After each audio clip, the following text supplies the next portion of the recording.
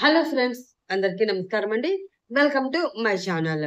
ప్రేమించాను నిన్నే స్టోరీలో ఫోర్త్ భాగానికి స్వాగతం అండి. ఈ పార్ట్ వినే ముందుగా ప్రీవియస్ పార్ట్స్ ఎవరైనా మిస్ చేసి ఉంటే ముందు అవి చూడండి ఫ్రెండ్స్. అలాగే వన్ డే స్టోరీస్ ఛానల్‌లో చాలా ఉన్నాయి. ఎవరికైనా ఇంట్రెస్ట్ ఉంటే డిస్క్రిప్షన్‌లో లింక్ ఇస్తాను. ప్లీజ్ ఫాలో చేసి స్టోరీస్ విని లైక్ చేసి, షేర్ చేసి, సబ్స్క్రైబ్ చేసుకొని సపోర్ట్ అందిస్తారని ఆశిస్తూ ఇంకా ఈరోజు ఎపిసోడ్‌లోకి వెళ్ళిపోదాం. ఇలానే కొన్ని రోజుల క్రితం ఒక నిజం తెలుసుకున్నాను రమ్య. అదేంటో తెలుసా? నా భార్య మరెవరో బిడ్డకి తల్లి అవ్వడం. ఆ నిజం తెలుసుకున్నాక ఇంకా ఏ నిజాలు తెలుసుకోవాలని అనిపించడం లేదు. ఎందుకంటే ఆ రోజే మానసికంగా ఈ రాహుల్ చచ్చిపోయాడు. చనిపోయిన వాడికి ఇంకా నిజాలతో పనేముంటుంది చెప్పు? బాధగా అన్నాడు రాహుల్. అసహనంగా అతన్ని చూసి కొన్ని కొన్ని సార్లు మనం చూసే కళ్ళు, వినే చెవులు కూడా మనల్ని మోసం చేస్తాయి రాహుల్. కొందరి నిజాయితీ తెలియాలి అంటే మన మనసుతో వాళ్ళని చూడాలి అంది రమ్య. ఇంకా ఇక్కడ మనసంటూ ఎక్కడుంది రమ్య? ఆ మనసుని ఎప్పుడో నా అవన్ని కాల్చి బూడిద చేసింది అన్నాడు రాహుల్. నీకు నువ్వుగా నిజం తెలుసుకునే వరకు అవనిని ద్వేషిస్తూనే ఉంటావు రాహుల్. ఈ విషయంలో నీతో ఏం మాట్లాడినా అనవసరం అని అర్థమవుతుంది. ఇంకా ఈ నిజానిజాలు గురించి తర్వాత ఆలోచిద్దాం గానీ, ముందు నువ్వు చేయవలసిన ప్రాజెక్ట్ గురించి ఏం చేద్దామనుకుంటున్నావు? అని అడిగింది రమ్య. అవి అన్నీ వివేక్ చూసుకుంటాడు రమ్య. ప్రస్తుతం నేనున్న పరిస్థితుల్లో దీని గురించి పట్టించుకోలేను అని చెప్పాడు రాహుల్. లేదు రాహుల్, అది వివేక్ వల్ల అవ్వదు. నువ్వు కంపెనీకి తెచ్చిన అతి పెద్ద ప్రాజెక్ట్ అది. దాన్ని నువ్వే డీల్ చేయాలి. లేకపోతే కంపెనీకి చాలా నష్టం వస్తుంది. ఆ నష్టం భరించాలి అంటే ఆల్మోస్ట్ వివేక్ రోడ్డు మీదకొచ్చేయాలి. కంపెనీ వాళ్ళు కూడా వివేక్‌ని జాబ్ నుండి తీసేయవచ్చు. నిన్ను ఎంతగానో అభిమానిస్తున్న నీ ప్రాణ స్నేహితుడి జీవితం ఇప్పుడు రిస్క్‌లో ఉంది రాహుల్. అతన్ని ఆ రిస్క్ నుండి బయట పడేయాలి అంటే నువ్వు ఈ గది దాటి బయటికి రావాలి. సో, బాగా ఆలోచించుకొని నిర్ణయం తీసుకో. నాకు హాస్పిటల్‌కి టైం అవుతుంది. ఈవినింగ్ కలుస్తాను అని చెప్పి బయటికి వెళ్ళిపోయింది రమ్య. దాంతో ఆలోచనలో పడ్డాడు రాహుల్. బయటికి వెళుతూ సారీ రాహుల్. నిన్ను ఈ గది దాటి బయటికి తీసుకురావడానికి ఆ నీచుడిపై నీకు ఉన్న అభిమానాన్ని వాడుకోవాల్సి వచ్చింది. నిన్ను మామూలు మనిషిని చేయడానికి నాకు వేరే దారి తెలియలేదు. ఐ యామ్ సో సారీ అని మనసులో అనుకుని కంటిలో చేరిన కన్నీరుని తుడుచుకుంటూ బయటికి నడిచింది రమ్య. గదిలోకి వెళ్ళిన అవని బయటికి వస్తుంది ఏమో అని గడ్డం కింద చేతులు పెట్టుకుని ఆ గది వైపే చూస్తూ కూర్చుని ఉంది అరుణి.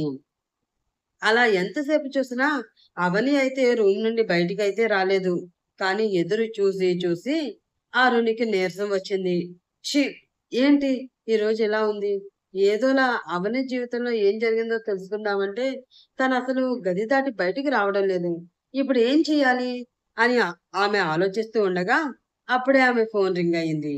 ఆ ఫోన్ శేఖర్ నుండి అవడంతో కాల్ లిఫ్ట్ చేసి చెప్పు అని దిగులుగా అంది అరుణి. ఆమె గొంతు డల్‌గా ఉండడంతో ఏంటి అంత నీరసంగా ఉన్నావు? హెల్త్ బాగాలేదా? కన్సర్న్‌గా అడిగాడు శేఖర్. హెల్త్ బాగానే ఉంది. మనసే బాగాలేదు చెప్పింది అరుణి. మనసు బాగాలేదా? అంటే అవని తన ప్రాబ్లమ్ గురించి ఏమైనా చెప్పిందా? అని అడిగాడు శేఖర్. తను చెప్పలేదు. నేనే మన గురించి మొత్తం చెప్పాను అంది అరుణి. ఆ మాట విని పెద్దగా నవ్వుతూ సరిపోయింది. తన గురించి తెలుసుకోవే అంటే నీ గురించి చెప్పావా? అసలు నువ్వు అయినా మీ ఆడవాళ్ళు చెప్పేదొకటి, చేసేదొకటి అని దెప్పిపొడిచాడు శేఖర్. మీరు ఏదో ఆడవాళ్ళ మీద పీహెచ్‌డీ చేసినట్లు బిల్డప్ ఇవ్వకండి. మా ఆడవాళ్ళ గురించి ఫ 5% కూడా మీకు తెలియదు తెలుసా? అని మూతి ముడిచింది అరుణి. సరే అమ్మా! అలక మాని ముందు అవనికి భోజనం పెట్టు. ఆ తర్వాత మాటల్లో పెట్టి ఆమె భర్త గురించి అడిగి వివరాలు తెలుసుకో. నేను వెళ్లి అతనితో ఒకసారి మాట్లాడతాను అని అన్నాడు శేఖర్. అడిగితే చెప్తుందంటావా? అనుమానంగా అడిగింది అరుణి. చెప్తుందో లేదో నాకైతే తెలీదు కానీ, ఎలాగో మీ ఆడవాళ్ళు పులిహోర కలపడంలో సిద్ధహస్తులు కదా! అలానే ఏదోలా పులిహోర కలిపి, అటు తిప్పి, ఇటు తిప్పి అసలు విషయం తెలుసుకో సలహా ఇచ్చాడు శేఖర్. ఎక్కడికి వెళ్ళినా మా ఆడవాళ్ళ దగ్గరికి వచ్చి ఆగుతారే మీ మగవాళ్ళు, చిరుకోపంగా అంది అరుణి. మరి ఏం చేస్తాం? మా మగవాళ్ళ కేర్ ఆఫ్ అడ్రస్ మీ ఆడవాళ్ళే కదా! అని అన్నాడు శేఖర్. సరే, ఇలా నీతో వాదులాడుకుంటూ కూర్చుంటే సమయం గడిచిపోతుంది కానీ, నేను అవని నుండి విషయం బయటికి రాబట్టే ప్రయత్నం చేస్తాను. మీరు ఆ వర్క్‌లో పడి తినడం మర్చిపోకుండా సమయానికి భోజనం చేయండి అని అంది అరుణి. సరే అని కాల్ కట్ చేసి, అతని బాస్ పిలుస్తున్నాడని అటెండర్ చెప్పడంతో బాస్‌ని కలవడానికి క్యాబిన్‌కి వెళ్ళాడు శేఖర్. అతను రావడం చూసి, "హా! శేఖర్, ఎస్ ఎస్ఓఎస్ సొల్యూషన్ కంపెనీస్‌తో ప్రాజెక్ట్ డీల్ సెట్ అయింది. ఆ ప్రాజెక్ట్ నువ్వే చూసుకోవాలి" అని అతనికి ఒక ఫైల్ ఇచ్చాడు అతని బాస్. ఆ ఫైల్ తీసుకోవాలా వద్దా అన్నట్లు తీసుకొని, "ఓకే సార్. కానీ మీకు గుర్తుంది కదా! నేను 1 ఇయర్ కాంట్రాక్ట్ మీద ఇక్కడికి వచ్చాను. మరో 2 మంత్స్‌లో నా కాంట్రాక్ట్ పూర్తయిపోతుంది. అప్పటిలోగా ఈ ప్రాజెక్ట్ కంప్లీట్ అవుతుంది అంటారా?" అనుమానంగా అడిగాడు శేఖర్. "నీకు ఆ అనుమానం అవసరం లేదు శేఖర్. అవతల ప్ర అవతల పక్కన ప్రాజెక్ట్ డీల్ చేస్తున్నది రాహుల్ అని చాలా energetic and very talented person. అసలు అతన్ని చూసే ఈ ప్రాజెక్ట్‌ని మనం ఆ కంపెనీకి ఇచ్చాము. ఈ ప్రాజెక్ట్ ఎంత కష్టమైనా సరే 2 మంత్స్‌లో అతను కంప్లీట్ చేస్తాడు అన్న నమ్మకం నాకుంది" అని అంతే కాన్ఫిడెంట్‌గా చెప్పాడు బాస్. దాంతో ఆ ఫైల్ వైపు చూసి, "ఓకే సార్. రేపు వెళ్లి నేను రాహుల్ గారిని మీట్ అవుతాను" అని చెప్పాడు Shekhar. "Okay mister Shekhar. All the best. You can go now" అని బాస్ అనడంతో ఆ ఫైల్ తీసుకుని క్యాబిన్ బయటకు వచ్చేశాడు శేఖర్. ఫోన్‌లో ఉన్న శేఖర్ ఫోటో చూస్తూ, "ఏంటి? పులిహార కలపాలా పులిహార? పులిహార కలపడంలో మా ఆడవాళ్ళు సిద్ధహస్తులు అని అందరూ ఎందుకంటారో ఈ రోజు నీకు తెలిసేలా చేస్తా మిస్టర్ శేఖర్" అని మనసులో అనుకుని టీవీ ఆన్ చేసి అందులో మంచి లవ్ స్టోరీ మూవీ పెట్టి, "ఇది పర్ఫెక్ట్. ఇప్పుడు అవని తన మనసులో మాట ఎందుకు చెప్పదో నేను చూస్తాను" అని అనుకుని వెళ్లి అవని రూమ్ డోర్ కొట్టింది అరుణి. రాహుల్‌ని తడుచుకుని ఏడుస్తూ నిద్రలోకి జారుకున్న అవని డోర్ సౌండ్‌కి ఉలిక్కిపడి నిద్ర లేచి, "హా! అక్కా, ఏంటి?" అని అడిగింది. "ఏంటి అని అంత తాయితీగా అడుగుతావేంటి అవని? ఇప్పుడు టైం ఎంతయిందో తెలుసా?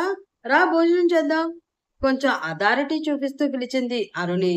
"సరే అక్క, వస్తున్నాను. జస్ట్ 2 మినిట్స్" అని వెళ్లి ఫేస్ వాష్ చేసుకుని రూమ్ దాటి బయటకు వచ్చింది అవని. అప్పటికే 2 ప్లేట్‌లో భోజనం వడ్డించుకొని వచ్చి, టీవీ ముందు ఉన్న సోఫాలో కూర్చుని, టీవీలో వస్తున్న మూవీలో మునిగిపోయింది అరుణి. రెప్ప వేయడం కూడా మర్చిపోయి మూవీలో లీనమైపోయిన ఆమెను చూసి, చిన్నగా నవ్వుకుని, "ఏంటక్కా, ఆ మూవీ అంత ఇంట్రెస్ట్‌గా చూస్తున్నావు? అంత నచ్చిందా?" అని అడిగింది అవని. "నచ్చిందా అని అంత మెల్లిగా అడుగుతావేంటవని? అది లవ్ స్టోరీ అవని, లవ్ స్టోరీ. అసలు లవ్ స్టోరీ నచ్చని వాళ్ళంటూ ఎవరైనా ఉంటారా చెప్పు?" కళ్ళు పెద్దవి చేసి అడిగింది అరుణి. చిన్న పిల్లలా ఎక్సైట్ అవుతూ ఉన్న ఆమెని చూసి చిన్నగా నవ్వి, "అవునవును. లవ్ స్టోరీని ఇష్టపడిన వాళ్ళు ఎవరుంటారు?" అని అంది అవని. "అసలు జీవితంలో ప్రేమలో పడని వారు అంటూ ఎవ్వరూ ఉండరు కదా అవని" అని అడిగింది అరుణి. "అవునక్క. ప్రేమ ఒక అద్భుతం. ఆ అద్భుతం ఎప్పుడు ఎలా మనకి ఎదురు పడుతుందో, ఎలా మనల్ని పలకరిస్తుందో అసలు ఎవ్వరూ ఊహించలేరు" అంది అవని. "నిజమా అవని?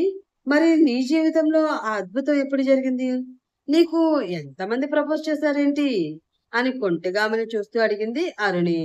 దాంతో రాహుల్ మొదట తనకు ప్రపోజ్ చేసిన సంఘటన గుర్తు వచ్చి సిగ్గుపడింది అవని. అది చూసి, "ఏంటి? సిగ్గుపడుతున్నావా? అంటే ఏదో పెద్ద లవ్ స్టోరీనే ఉందన్నమాట" అని నవ్వుతూ అడిగింది అరుణియం. "ఉంది" అన్నట్లు నవ్వుతూ తల ఊపింది అవని. "ఓహ్! నిజమా? ఏంటి ఆ స్టోరీ? చెప్పు చెప్పు" అని అంటూ ఆమె పక్కకు వచ్చి కూర్చుంది అరుణి. "అది అక్కా" అంటూ మొదలుపెట్టి రాహుల్‌తో పరిచయం, అతను తనకి ప్రపోజ్ చేయడం గురించి చెప్పింది అవని. అది విని, "ఏంటి? చూసిన మొదటి రోజే ప్రపోజ్ చేశాడా? మరి నువ్వేం చేశావు? తనకేం సమాధానం చెప్పావు?" క్యూరియాసిటీగా అడిగింది అరుణి. దాంతో గతంలోకి వెళ్ళింది అవని. రాహుల్ తన మనసులో మాట చెప్పడంతో అతనికేం చెప్పాలో తెలియక అతన్ని వదిలి పరుగు పెడుతూ ఉంది అవని. అప్పుడే వర్షం స్టార్ట్ అయింది. ఆ వర్షంలో తడుస్తూ తనకి దూరంగా వెళ్ళిపోతున్న అవనిని చూస్తూ ఉండిపోయాడు రాహుల్. వర్షం ఎక్కువ అవ్వడం చూసి, ఏంటి అవని ఇంకా ఇంటికి రాలేదు? బయటేమో వర్షం పడుతుంది. ఈ వర్షంలో పిల్ల తడిచిపోయి వస్తుందో ఏంటో అని అనుకుంటూ కంగారుగా గొడుగు తీసుకుని తను వెళ్ళడం సరళ ఎక్కడ చూసి గొడవ చేస్తుందో అన్న భయంతో బయట తలుపు గడియ పెట్టి అవని కోసం వెళుతూ ఉన్నాడు సుబ్బారావు. రాహుల్‌కి దూరంగా వచ్చేయడంతో పెరిగిన గుండె దడని అదుపు చేసుకుంటూ, అసలు ఏమనుకుంటున్నాడు వీడు నా గురించి? ఏదో 4 మాటలు మంచిగా మాట్లాడితే ప్రేమించేస్తున్నాను అంటూ ప్రపోజ్ చేసేయడమేనా? అయినా చూసిన వెంటనే ప్రేమేంటి వీడి బొందా? అలా ఎలా పుడుతుంది? వాడి పిచ్చి కాకపోతే? సిటీ నుండి వచ్చాడు కదా! ఆ సిటీ బుద్ధులు ఇక్కడ చూపించి టైమ్ పాస్ ప్రేమ వ్యవహారాలు నడిపి నాలాంటి అమాయకురాలిని బుట్టలో వేసుకోవని మోసం చేసి పారిపోదాం అనుకుంటున్నాడేమో. అవని ఇక్కడ. అలాంటి పిచ్చి పిచ్చి వేషాలు నా దగ్గర వేస్తే తోలు ఒలిచి ఆల ఆ తోలుతో చెప్పులు కుట్టించి, ఆ చెప్పులు వాడి నెత్తిన పెట్టి పంపిస్తా ఏమనుకుంటున్నాడో అని రాహుల్‌ని నోటికి వచ్చినట్లు తిట్టుకుంటూ వెళుతున్న అవనిని చూసి, ఏమైంది? ఎదురుగా మనిషి ఉన్నా పట్టించుకోకుండా అలా వెళ్ళిపోతుంది అని అనుకుని, అమ్మా అవని అని పిలిచాడు సుబ్బారావు. ఆ పిలుపుతో రాహుల్‌ని తిట్టడం, వేగంగా నడవడం, 2 ఆపి వెనక్కి తిరిగి చూసింది అవని. ఏంటమ్మా? నేనెదురుగా వస్తున్నా పట్టించుకోకుండా అలా వెళ్ళిపోతున్నావు? ఆమెను వింతగా చూస్తూ అడిగాడు సుబ్బారావు. అది నాన్నా అది అంటూ ఏం చెప్పాలని 2 నిమిషాలు ఆలోచించి, అది వర్షం కదా నాన్న. వర్షంలో ఎక్కువగా తడవకుండా త్వరగా ఇంటికి వెళ్ళిపోవాలి అనే కంగారులో నేను మిమ్మల్ని సరిగ్గా చూసుకోలేదు నాన్న అని తడబడుతూ చెప్పింది అవని. పిచ్చి పిల్ల. వర్షంలో తడవకూడదు అంటూనే ఇంకా వర్షంలో అలా నిలబడ్డావేంటి? ఇటు రా తల్లి అని అంటూ ఆమెకి గొడుగు పట్టాడు సుబ్బారావు. అతని తండ్రి ప్రేమని చూసి చిన్నగా నవ్వుకుని అతనితో కలిసి ఇంటికి వెళ్ళింది అవని. అలా ఇంటికి వచ్చి కంగారుగా ఇంటి లోపలికి వెళ్తున్న ఆమెను చూసి, అమ్మా అవని అని పిలిచాడు సుబ్బారావు. ఆ పిలుపు విని, హా నాన్న అంటూ వెనక్కి తిరిగింది అవని. నవ్వుతూ ఆమెను చూసి జేబులో ఉన్నగా ఒక స్లిప్ తీసి ఆమెకిచ్చాడు సుబ్బారావు. అయోమయంగా స్లిప్ తీసుకుని అది ఏంటో చూసిన అవని ఆనందం ఆకాశాన్ని అంటుకుంది. నాన్నా మీరు నా ఎగ్జామ్ ఫీజు కట్టారా? అని మెరుస్తూ ఉన్న కళ్ళతో అడిగింది అవని. ఆమె ఆనందం చూసి పిచ్చి తల్లి అని అంటూ ఆమె తల ప్రేమగా నిమురుతూ, ఇది నా బాధ్యతరా. ఏదో మన మధ్యలో మీ పిన్ని వచ్చి నా బాధ్యతలను బరువుగా మార్చడం వల్ల నీకిన్ని కష్టాలు వచ్చాయే కానీ, లేకపోతే ఈ నాన్న నీకు అండగా ఉండగా కష్టపడవలసిన అవసరం నీకు వచ్చేదే కాదు. బాధగా అన్నాడు సుబ్బారావు. నిజంగా నాన్న, మీరు నాకు తోడుగా ఉండగా ఎలాంటి కష్టమైనా చిటికెలో మాయమైపోతుంది.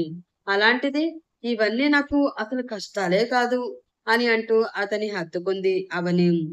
తనపై ఆమెకు ఉన్న పిచ్చి ప్రేమ చూసి ఆమె నుదుటి మీద చిన్నగా ముద్దు పెట్టుకున్నాడు సుబ్బారావు. అసలేంటి ఈ పిల్ల? చాలా కష్టపడి నా మనసులోని ఫీలింగ్‌ని అంత అందంగా చెప్తే, అది విని కొంచెమైనా నా ప్రేమకి గౌరవాన్నిచ్చి, అవుననో లేక కాదనో ఏదో ఒకటి చెప్పాలి కదా! ఇలా ఏమీ చెప్పకుండా అలా పారిపోతే ఏం అర్థం చేసుకోవాలి? అరే! పాపం పిచ్చివాడు.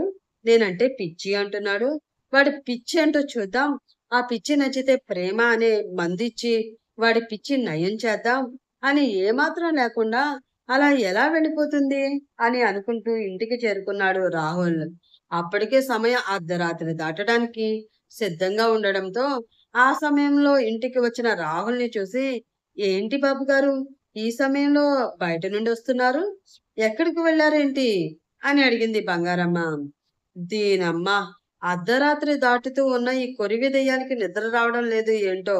నిద్ర రాకపోతే రాకపోయింది. మూసుకుని మూలన కూర్చోకుండా ఇలా అడ్డమైన ప్రశ్నలు వేసి ఇరిటేషన్ తెప్పిస్తుందేంటో అని అవని మీద ఉన్న కోపాన్ని మనసులో బంగారమ్మ మీద చూపిస్తూ పైకి నవ్వు మొహం పెట్టి నైట్ వాక్‌కి వెళ్ళి వస్తున్నాను బంగారం.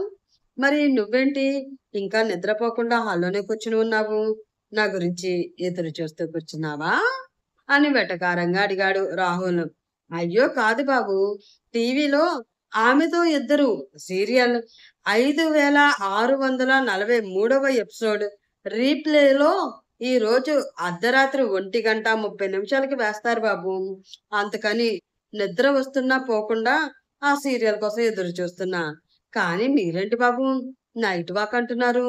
మార్నింగ్ వాక్ విన్నాను, ఈవినింగ్ వాక్ విన్నాను. మరి ఈ నైట్ వాక్ ఏంటి బాబు? అని తలగొక్కుంటూ అడిగింది బంగారమ్మ. ఇప్పుడు దీనికి వివరించి చెప్పాలి కదా! అని మనసులో అనుకుని, అది బంగారం. ఇప్పుడు హెల్త్ కోసం వెళితే అది మార్నింగ్ వాక్. అదే ఫ్రెండ్స్‌తో మీటింగ్ కోసం వెళితే అది ఈవినింగ్ వాక్. మరేమో ఇలా అని గ్యాప్ ఇచ్చాడు రాహుల్. క్యూరియాసిటీని తట్టుకోలేక, మరి ఇలా ఏంటి బాబు? అంటూ ఆ గ్యాప్‌లో ఎంటర్ అయిపోయింది బంగారమ్మ. ఎహె! చెప్తున్నాను కదా ఆగు.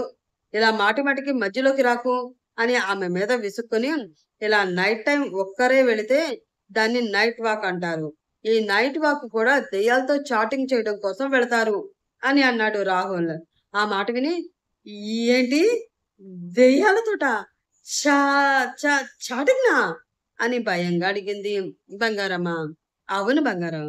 నేను సిటీ నుంచి ఇక్కడికొచ్చేసానని నా మీద బెంగ పెట్టుకుని, నా వెనకే అవి కూడా ఇంటికి వచ్చేసాయి. సిటీ నుండి నా కోసం అంత కష్టపడి ఇక్కడి వరకు వచ్చాయి కదా అన్న కంచంతో అలా శ్మశానానికి వెళ్ళి కాసేపు వాళ్ళ కష్ట సుఖాల గురించి మాట్లాడొచ్చాను అని అన్నాడు రాహుల్. ఏంటి? దెయ్యాలకి కష్ట సుఖాలు కూడా ఉంటాయా బాబూ? అని నోరు తెరిచింది బంగారమ్మ. అవును బంగారం. మన మనుషులకే కాదు, దెయ్యాలకి కూడా కష్టాలు, సుఖాలు ఉంటాయి. ఒక విధంగా చెప్పాలంటే మనకన్నా వాటికే ఎక్కువ కష్టాలుంటాయి.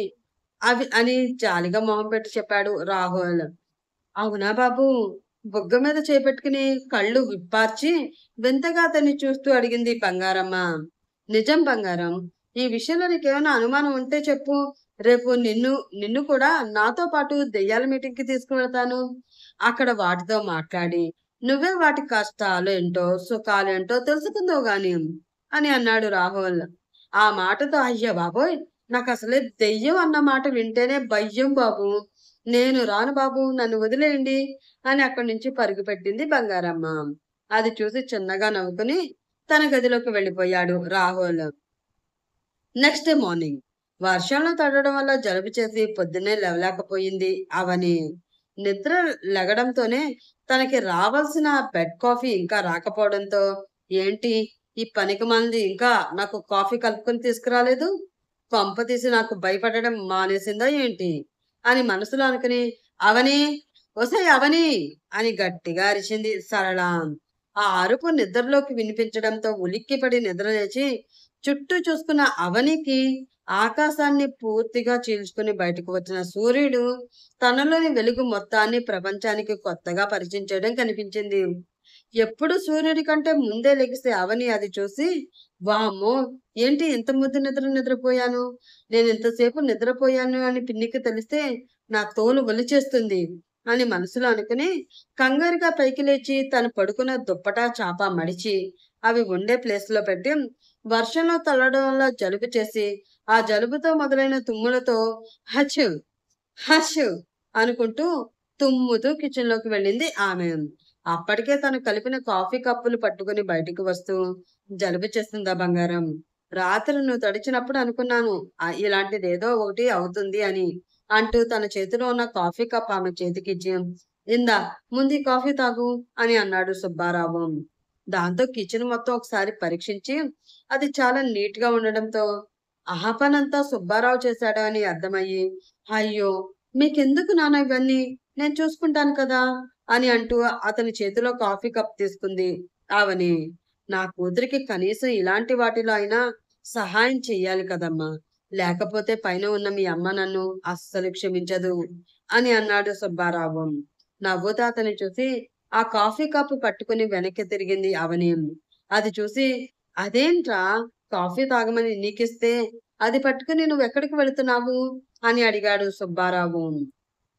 పిన్నికి ఇవ్వడానికి నాన్న. పొద్దున్నే బెడ్ కాఫీ తాగకపోతే పిన్ని కూడా నన్ను క్షమించదు.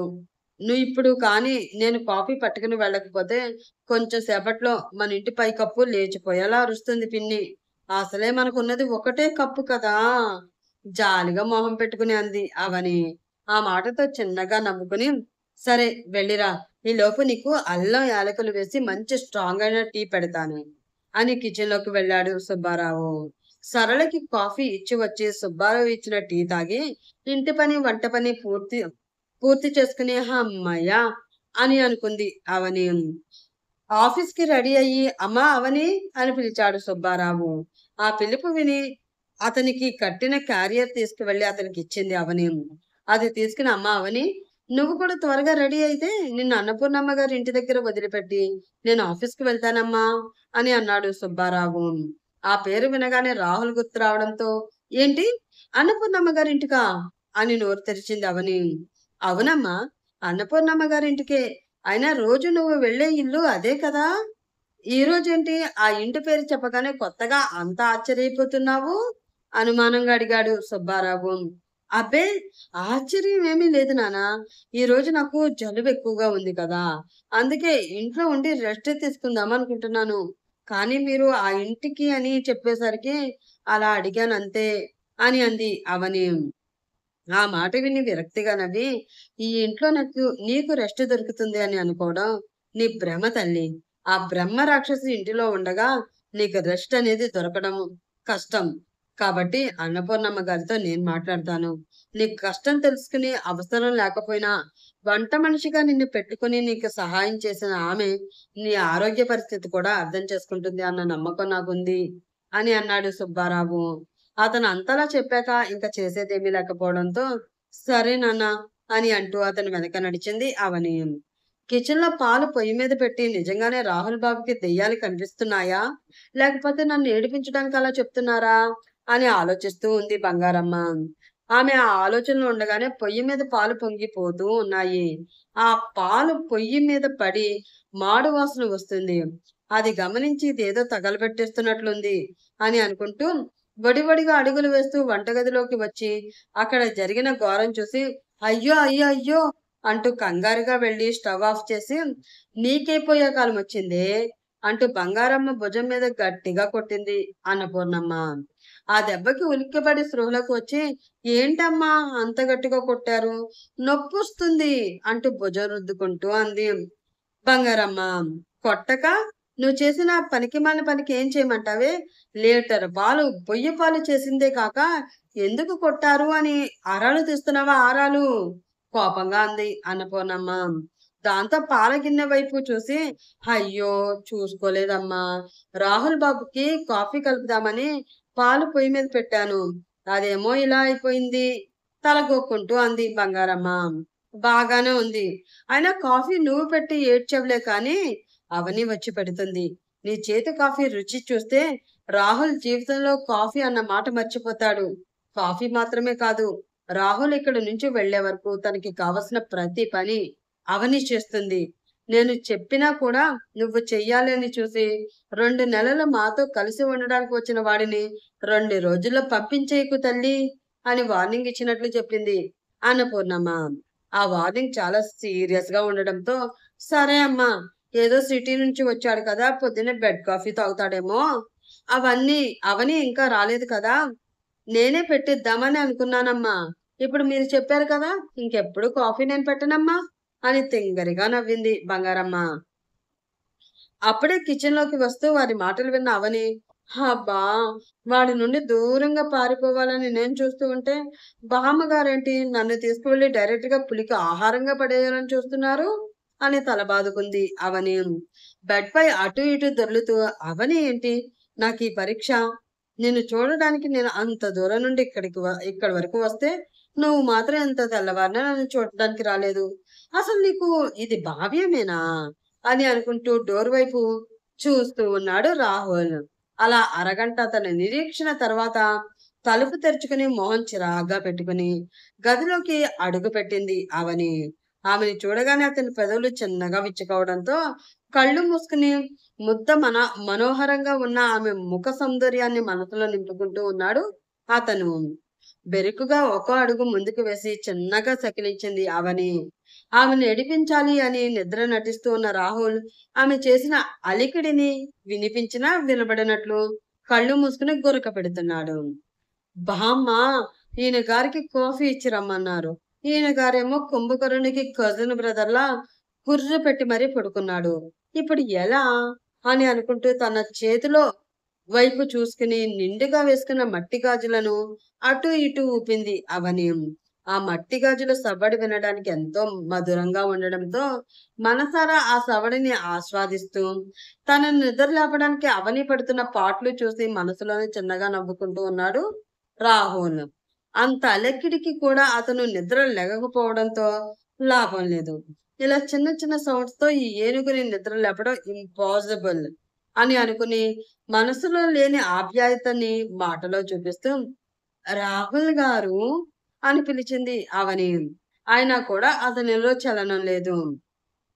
ఈసారి గొంతు కొంచెం పెంచి రాహుల్ గారు కాఫీ అని పిలిచింది.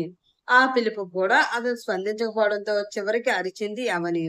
అయినా కూడా అతనిలో ఏ చలనం లేదు.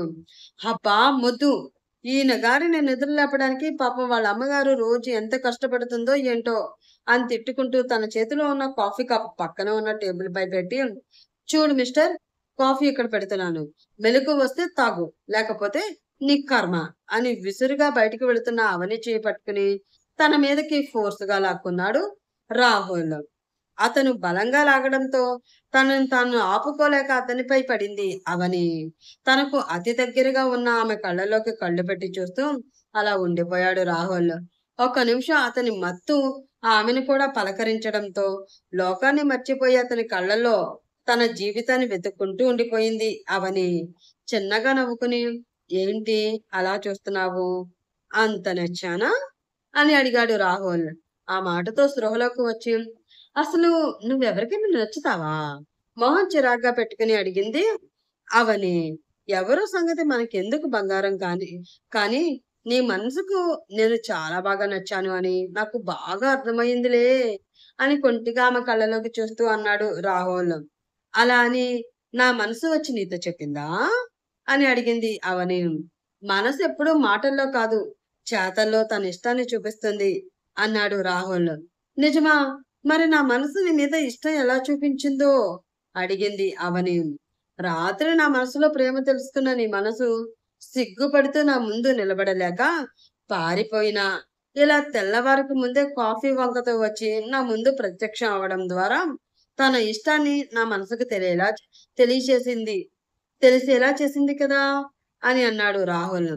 హలో మాస్టారు, మీరింకా నిద్రలో కలలు కంటూ ఉన్నట్లున్నారు. తెల్లవారి చాలాసేపు అయ్యి మిట్ట మధ్యాహ్నం అవడానికి సిద్ధంగా ఉంది. ఇకపై అయినా లెగిసి నిజాన్ని చూడండి. రాత్రి నా మనసు సిగ్గుపడి పారిపోలేదు, మీ మీద చిరాకుతో పారిపోయింది. ఇప్పుడు మీ మీద ఇష్టంతో ప్రత్యక్షం అవ్వలేదు. బామ్మగారు చెప్పారు కాబట్టి కష్టంగా కాఫీ తీసుకువచ్చాను అంతే అని అంది అవని.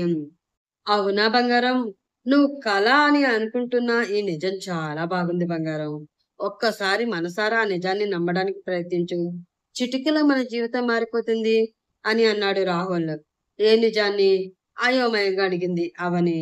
అదే అని కొంచెం సిగ్గుపడుతూ, నువ్వు నేను కలిసి ఒకే బెడ్ మీద ఒకరికి ఒకరుగా అతుక్కుని మరి ఇలా కళ్ళల్లో కళ్ళు పెట్టి చూసుకుంటూ మాట్లాడుకుంటున్నాం కదా.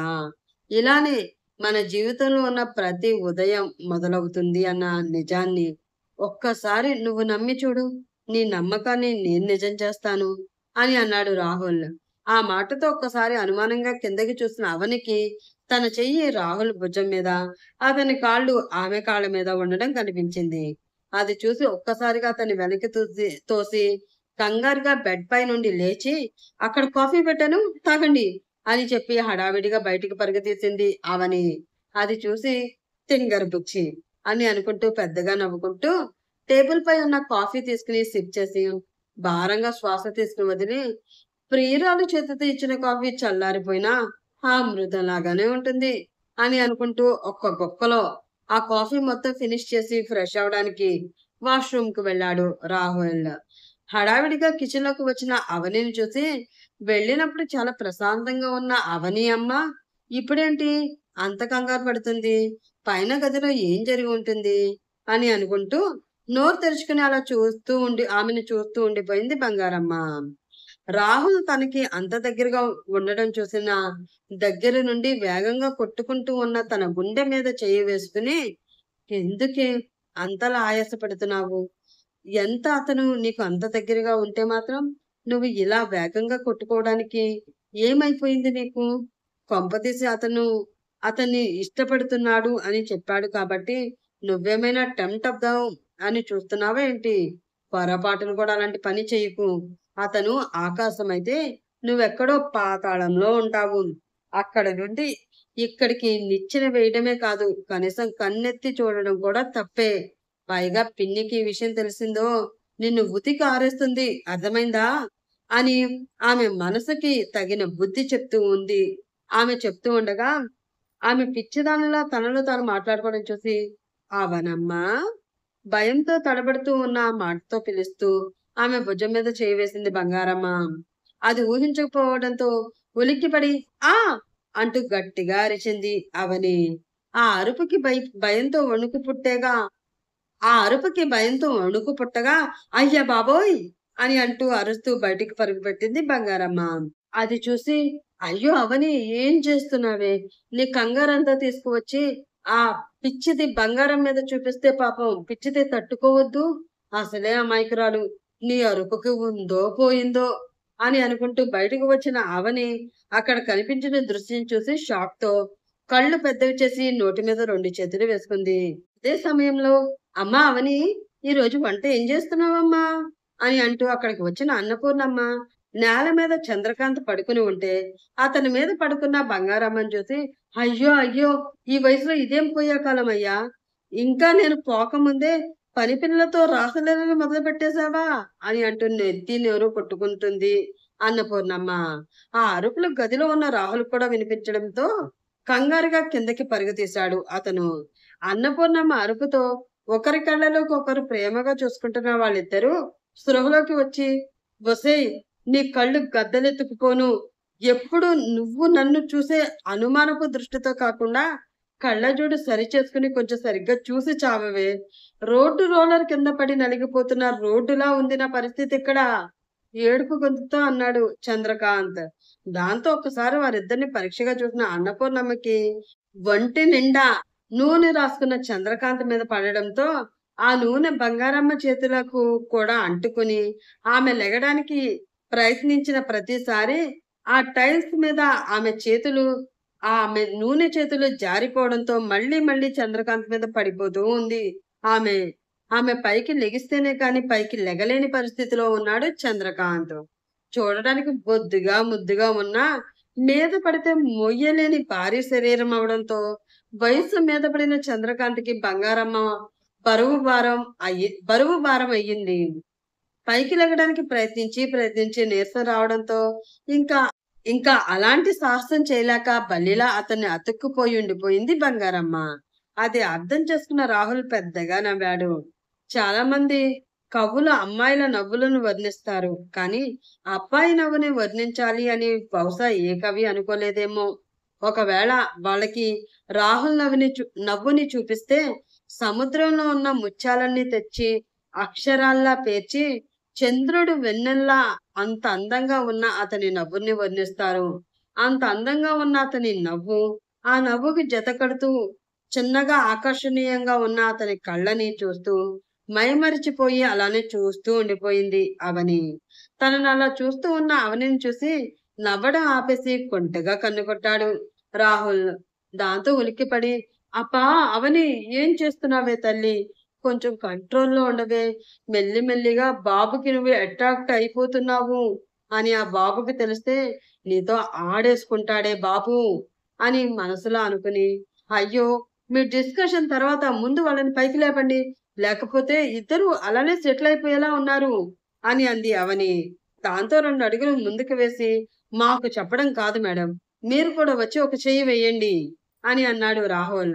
అలాగే సార్ అని తల కొట్టుకుని 2 అడుగులు అవని ముందుకు వేయగా చెరో చెయ్య పట్టుకుని ముందు బంగారమ్మని, ఆ తర్వాత చంద్రకాంత్‌ని ఆ ఇద్దరిని పైకి లేపడంతో అందరూ ప్రశాంతంగా ఊపిరి తీసుకున్నారు. అక్కడ పరిస్థితి కొంచెం ఇబ్బందికరంగా ఉండడంతో ఏంటి ఇలా జరిగింది అని తలగోక్కుంటూ అక్కడి నుంచి వెళ్ళిపోయింది బంగారమ్మ. నడుము మీద చేతులు పెట్టుకుని అమ్మా, అయ్యా అంటూ ఉన్న చంద్రకాంతం చూసి వేడి చేసిన చిన్న పిల్లాడిలాగా ఒంటి నిండా నూనె రాసుకుని నట్టింట్లో నాట్యాలాడితే ఇలానే నడుములు బిరుగుతాయి. వయసు రాగానే సరిపోదు. వయసుకు తగ్గ వేషాలు కూడా వెయ్యాలి అని చిరుబుర్రులాడింది అన్నపూర్ణమ్మ. ఆ మాటతో అబ్బా పూర్ణ, అసలే నడుము విరిగి నొప్పొస్తుంది. నాకు ఆ నొప్పి సరిపోతుంది. పైన నీ రోకలి పోట్లు అవసరం లేదు అని అన్నాడు చంద్రకాంత్. నొప్పొస్తుంది అంటే రాదా? మీరు వేసుకున్నది ఏమీ నాజూగ్గా ఉన్న మల్లి తీగని కాదు. కాస్త మందం ఎక్కువైన రోడ్డు రోలర్‌ని. ఏ మాత్రం నొప్పిని ఆ మాత్రం నొప్పి ఉండదా ఏంటి? అని అంది అన్నపూర్ణమ్మ.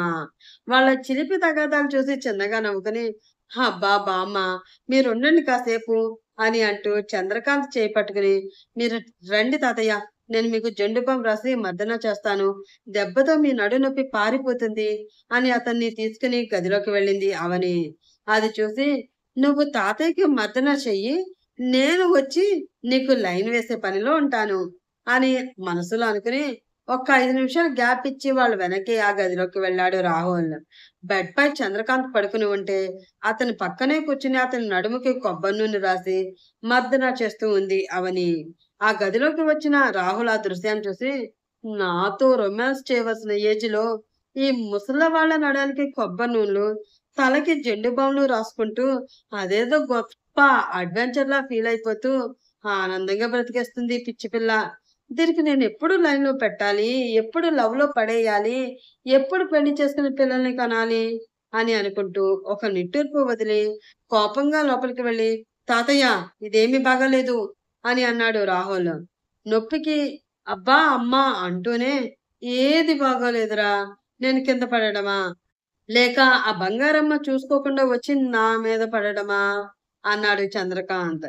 ఆ 2 కాదు తాతయ్య. కింద పడి నొప్పికి మీరు అల్లాడుతూ ఉంటే అదేమీ పట్టించుకోకుండా బామ్మ మీకు తిట్ల సన్మానం చేయడం. నాకు బామ్మ ప్రవర్తన ఏమీ నచ్చలేదు.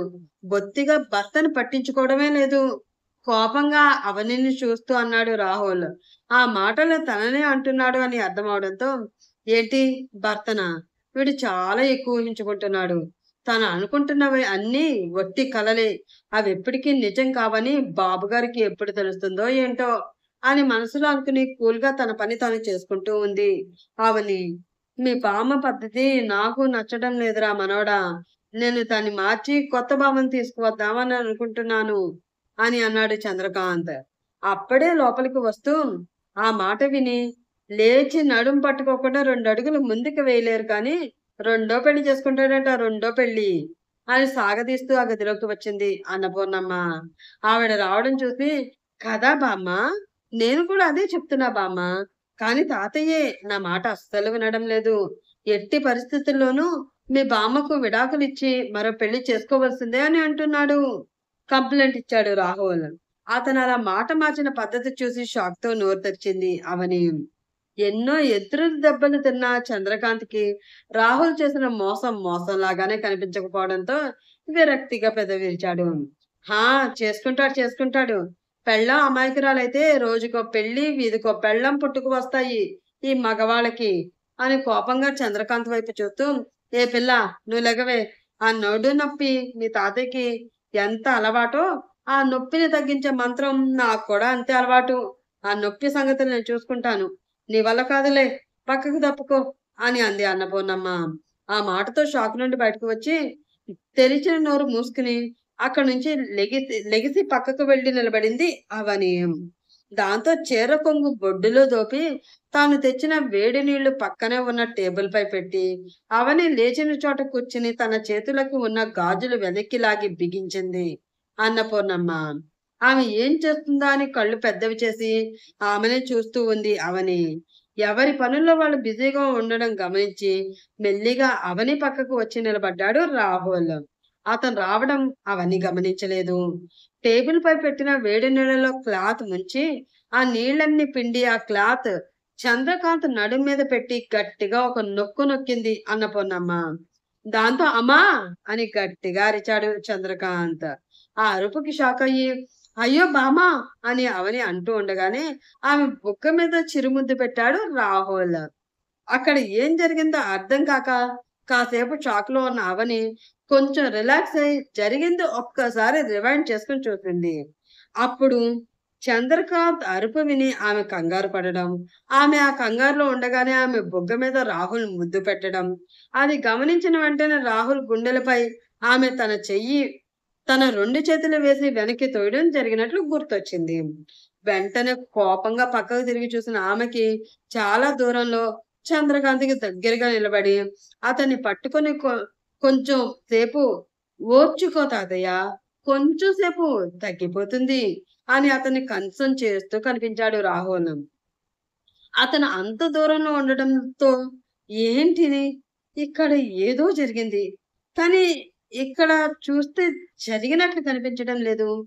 జరిగింది మనసుకు తెలుస్తుంది. కానీ ఏం జరిగిందో ఇక్కడ ఉన్న ఏ మనిషికి తెలియడం లేదు. అంటే ఇదంతా నా భ్రమనా? అని అనుకుంటూ ఆమె తన చెంపని తడుముకొని అక్కడ తడి తగలడంతో హుహు. ఇదసలు భ్రమ అవ్వడానికి అవకాశం లేదు. అలా అని నిజమని అనడానికి ఆధారం కూడా లేదే. అసలు ఏం జరిగింది? అని అనుకుంటూ అయోమయంగా బయటికి నడిచింది అవని. ఆమె పరిస్థితి చూసి చిన్నగా నవ్వుకున్నాడు రాహుల్. అయోమయంగా ఏదో ఆలోచిస్తూ వస్తున్న అవనిని చూసి, ఏంటో పొద్దుటి నుంచి అవనమ్మ అదోలా ఉంటున్నారు. పోయి పలకరించి ఏం జరిగిందో తెలుసుకుందామంటే, మీద చెయ్యి వేస్తేనే ఏదో భూతాన్ని చూసినట్లు అరిచి నన్ను భయపెట్టేసింది అని అనుకుంటూ ఆమెను పలకరించాలా వద్దా అని ఆలోచిస్తూ ఉంది బంగారమ్మ. జరిగిన దాని గురించి ఆలోచించే కొద్దీ కన్‌ఫ్యూషన్ పెరిగిపోవడంతో, ఆ అని గట్టిగా అరుస్తూ తన జుట్టు పీక్కుంటూ ఉంది అవని. అది చూసి, "అయ్యో! అవనమ్మా!" అంటూ ఆమె దగ్గరికి వెళ్లి, "ఈరోజు ఏమైందమ్మా మీకు? చాలా వింత వింతగా ప్రవర్తిస్తున్నారు" అని అడిగింది బంగారమ్మ. అదే నాకు అర్థం కావడం లేదు బంగారు. నా చుట్టూ ఏదో జరుగుతుంది. మెల్లిమెల్లిగా నా మనసు అదుపు తప్పి ఎవరి ఆధీనంలోకో వెళ్ళిపోతుంది. దాన్ని ఎలా ఆపాలో, నా చుట్టూ జరిగేదాన్ని ఎలా అర్థం చేసుకోవాలో అసలు తెలియడం లేదు దిగులుగా చెప్పింది అవని. వయసొచ్చిన ఆడపిల్ల మనసు అదుపు తప్పింది అంటే, ఒకటి ఆ అమ్మాయి ప్రేమలో పడడమైనా అయ్యుండాలి. లేకపోతే ఎవరైనా ప్రేమ అంటూ ఆ అమ్మాయి వెనకబడడమైనా అయ్యుండాలి. ఈ రెండిట్లో మీ మనసు అదుపు తప్పడానికి కారణమేంటమ్మా? అని అడిగింది బంగారమ్మ. రెండోదే ఏడుపు గొంతుతో చెప్పింది అవని. ఏంటి? మీ వెనక ప్రేమ అంటూ ఎవరో పడుతున్నారా? ఎవడమ్మా వాడు? అని ఆల్మోస్ట్ అరిచినట్లు అడిగింది బంగారమ్మ. ఆ అరుపు ఎవరైనా వింటారేమో అని కంగారుగా ఆమె నోరు మూసి, "అయ్యో బంగారం! అంత అలా అరవకే, నీకు దండం పెడతాను" అని భయంగా అంది అవని. సరే అన్నట్లు తల ఊపి తన నోటి మీద ఉన్న ఆమె చేతిని తీయమని సైగ చేసింది బంగారమ్మ. దాంతో ఆమె నోటి మీద ఉన్న తన చేతిని తీసి, "ఇప్పుడు ఏం చేయాలి బంగారం? నా పరిస్థితి నీకు అర్థమవుతుందా?"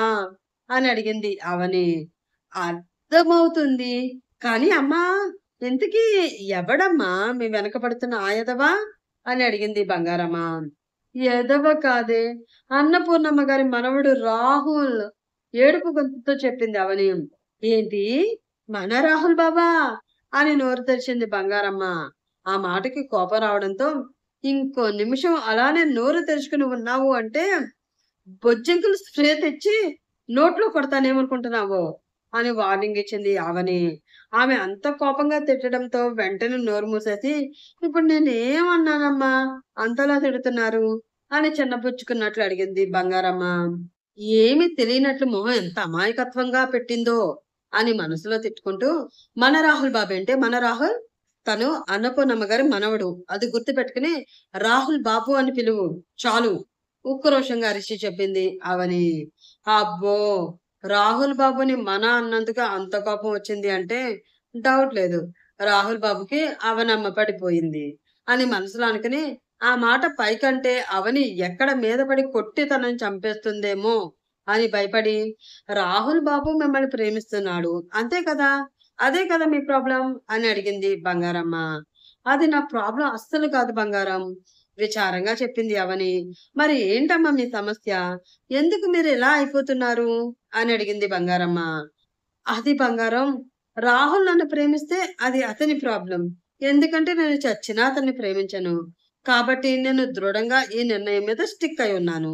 కానీ రాహుల్ కనిపిస్తే ఏదో మాయ చేసినట్లు నాకు తెలియకుండానే అతనికి అట్రాక్ట్ అయిపోతున్నాను. అలా ఎందుకు అలా జరుగుతుందో నాకే తెలియడం లేదు. అతన్ని చూస్తుంటే నా మనసు నా మాట అస్సలు వినడం లేదు. ఇందాక ఏం జరిగిందో తెలుసా? తను నా పక్కన ఉండి నా బుగ్గ మీద ముద్దు పెట్టినట్లు అనిపించింది.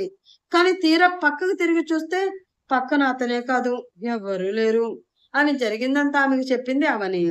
ఏంటమ్మా అంత జరిగిందా అని నోరు తెరిచింది బంగారమ్మ. అవును బంగారం, అది నిజంగా జరిగిందో లేక అది నా భ్రమనో ఏమీ అర్థం కావడం లేదే అని అంది అవని. అదంతా విని ఇప్పుడు అక్కడ ఏం జరిగిందో, ఎలా జరిగిందో, అసలు జరిగిందో లేదో మీకు తెలియాలి అంతే కదా అని అడిగింది బంగారమ్మ. హ్మ్. అంటూ తల ఊపింది అవని. సరే అయితే ఇప్పుడే వెళ్లి ఆయన గారి కథేంటో, ఒక్క రోజులో ఆయనకి మీ మీద అంత ప్రేమ ఎలా పుట్టేసిందో తేల్చుకొని వస్తానుండండి అని బయటికి నడిచింది బంగారమ్మ. వెళుతున్న ఆమెని చూసి అసలే తింగర బుజ్జి. ఆ మాయలోడి చేతిలో పడి ఇది ఏమైపోతుందో ఏంటో అని మనసులో ఆమె మీద జాలిపడుతూ ఒక నిట్టూర్పు వదిలింది అవని. నడుం నొప్పితో బాధపడుతున్న చంద్రకాంత్‌కి వేడి నీళ్లతో కాపడం పెట్టి జండుబాం రాస్తూ ఉంది అవని. అది చూసి ఎంతైనా తాతయ్య నువ్వు అదృష్టవంతుడివి అని అన్నాడు రాహుల్. ఏంట్రా మనవడా, సడన్ గా నా అదృష్టం గురించి నీకేం తెలిసొచ్చిందేంటి? అంత పెద్ద స్టేట్మెంట్ ఇచ్చేసావు అని అడిగాడు చంద్రకాంత్. నీకు ఈ వయసులో కూడా ఇంత ప్రేమగా సేవలు చేసే భార్య దొరికింది అంటే నువ్వు నిజంగా పెట్టి పుట్టావు తాతయ్య. ఈ స్టేట్మెంట్ నేనే కాదు, మిమ్మల్ని ఇలా చూసిన వాళ్ళు ఎవ్వరైనా ఇస్తారు అని అన్నాడు రాహుల్. నీకు అది చేస్తున్న సేవ మాత్రమే కనిపిస్తుందిరా మనవడా. ఆ సేవ రూపంలో నా ఒంటిలో ఉన్న ఎముకలన్నీ విరగ్గొట్టడం నీకు తెలియడం లేదు అని అన్నాడు చంద్రకాంత్. ఆ మాటకి కోపం రావడంతో అతని నడుం మీద మరింత పట్టు పెంచింది అన్నపూర్ణమ్మ. దాంతో నొప్పి ఎక్కువ అవడంతో, అబ్బా పూర్ణ, నాకింకా మనవడి పెళ్లి చూడాలనుంది. నువ్వు కోపంలో కంగారు పడి అప్పుడే నాకు టికెట్ కన్ఫర్మ్ చేసేయకే. నీకు దండం పెడతాను అని బతిలాడాడు చంద్రకాంత్. ఆశకైనా హద్దుండాలయ్యా. నేనేమి మిమ్మల్ని చంపేయను. కానీ మీరే చాలా ఎక్కువగా ఆశలు పెంచుకుంటున్నారు. అవి తగ్గించుకుంటే మంచిది అని అంది అన్నపూర్ణమ్మ. ఇప్పుడు అంతగా నేనేమి ఆశపడుతున్నానే. ఏదో ఒక్కగానొక్క మనవడి పెళ్లి కళ్ళారా చూడాలని అనుకుంటున్నాను. అంతే కదా అని అడిగాడు చంద్రకాంత్. అదే మరి అత్యాస అంటే. 25 తర్వాత ఏదో దేవుడి పుణ్యమా అంటూ నీ అల్లుడు మనసు కరిగి వీడిని కళ్ళారా చూస్తున్న అదృష్టం మనకి కలిగింది. ఇంకా దానితో ఈ జీవితానికి అదే చాలు అని సరిపెట్టుకోకుండా వాడి పెళ్లి, పిల్లలు అంటే అంతటి అదృష్టం మనకు ఉండొద్దు అంది అన్నపూర్ణమ్మ. అది నిజమేనే. శంకర్ ఇన్ని సంవత్సరాల తర్వాత వీడిని మన దగ్గరికి పంపించాడు అంటే నిజంగా అది మన అదృష్టమే అని అనుకోవాలి అని అన్నాడు చంద్రకాంత్. ఆ మాటతో రాహుల్ మొహంలో చిరునవ్వు మాయమైంది. తను ఇక్కడికి వచ్చే ముందు శంకర్ తనకి చెప్పిన మాటలు అతనికి గుర్తొచ్చాయి. ఇన్ని సంవత్సరాల తర్వాత వచ్చావు, మేమంటే ఎంత ప్రేమరా నీకు అంటూ లేనిపోని ప్రేమలు నీ మీద ఒలకపోస్తూ నిన్ను కాలు కింద పెట్టనివ్వకుండా చూసుకుంటున్నట్టు నటిస్తూ ఓ హడావిడి చేసి నీకు నచ్చినవన్నీ పెడుతూ ఓవరాక్షన్ చేస్తారు ఆ ముసలి వాళ్ళు. నువ్వు వాళ్ళ మాయ మాటలు నమ్మి బుట్టలో పడకుండా ఈ 2 నెలలు బుద్ధిగా అక్కడే ఉండి వాళ్ళ నమ్మకాన్ని గెలుచుకుని వచ్చేటప్పుడు వాళ్ళ ఆస్తులన్నీ నీ పేరు మీద రాయించుకుని ఆ పేపర్స్ తో రావాలి. అర్థమైందా అని శంకర్ వార్నింగ్ ఇచ్చినట్లు చెప్పిన మాటలు బ్రెయిన్లో తిరుగుతూ ఉండడంతో, you are totally wrong dad. వీళ్ళ ప్రేమలో నాటకాలు కాదు, వీరి ఆప్యాయతలు అనురాగాలు అబద్ధాలు కాదు. మీరే ఆస్తులు అంతస్తులు అంటూ వాటికన్నా కొన్ని వందల రెట్లు ఎక్కువ విలువ గల వీరి ప్రేమాభిమానాలను దూరం చేసుకున్నారు. I really pity you dad. నీకు ఎప్పటికీ వీళ్ళ ప్రేమ విలువ తెలియదు అని అనుకుంటూ బయటికి నడిచిన రాహుల్ చేయి పట్టుకుని లాక్కుని వెళుతూ ఉంది బంగారమ్మ. దాంతో అయోమయంగా ఆమెను చూస్తూ, ఏంటి బంగారం, నువ్వు నన్ను ఎక్కడికి తీసుకువెళ్తున్నావు అని అడుగుతూనే ఆమె వెనక నడిచాడు రాహుల్. మీరు రండి బాబు, నేను చెప్తాను అని అంటూ అతన్ని తీసుకువెళ్లి అవని ముందు నిలబెట్టింది బంగారమ్మ. ఆమె ఏం కొంప ముంచుతుందో అన్న భయంతో అప్పటి వరకు టెన్షన్ పడుతూ గోళ్లు కొరుకుతూ ఉన్న అవని బంగారమ్మ చేసిన పని చూసి గోళ్లు కొరకడం మానేసి పళ్ళు కొరుకుతూ చంపేసేలా బంగారమ్మను చూస్తుంది. ఆమె చూపుని ఏమీ పట్టించుకోకుండా, ఇప్పుడు చెప్పండమ్మా, ఏదో ఘనకార్యం చేసినట్లు ఫేస్ పెట్టి అడిగింది బంగారమ్మ. ఏం చెప్పాలి బంగారం నీకు? పళ్ళు నూరుతూ అడిగింది అవని. చెప్పవలసింది నాకు కాదమ్మా, రాహుల్ బాబుకి. ఏదో విషయంలో క్లారిటీ రావాలి. జరిగింది నిజమో మీ భ్రమో తెలియడం లేదు అన్నారు కదా! మీ ప్రాబ్లమ్ ఏంటో, మీకు క్లారిటీ రావాల్సిన విషయం ఏమిటో రాహుల్ బాబుతో చెప్తే, అది నిజమో మీ భ్రమనో రాహుల్ బాబునే మీకు చెప్తారు. దాంతో మీ ప్రాబ్లమ్ సాల్వ్ అవుతుంది కదా! అని అంది బంగారం. ప్రాబ్లమ్ కాదే, వీడు వెళ్ళాక నా చేతిలో నిత్యనం అవుతుంది అని మనసులో అనుకుని పైకి నవ్వుమొహం పెట్టి, ఓహ్! అదా! ఆ మాత్రానికే రాహుల్ గారిని నువ్వు ఇంత దూరం తీసుకురావాలా? ఎందుకు బంగారం? నేనంటే నీకు అంత ప్రేమ. నా ప్రాబ్లమ్ ఏదో నేను చూసుకుంటాను కదా! ఇంత చిన్న విషయానికి నువ్వు రాహుల్ సార్‌ని ఎందుకు అంత ఇబ్బంది పెడతావు? పాపం ఆయనకి ఇన్ని పనులుంటాయి అని పళ్ళు బిగించి వచ్చి రాని నవ్వుతో అంది అవని.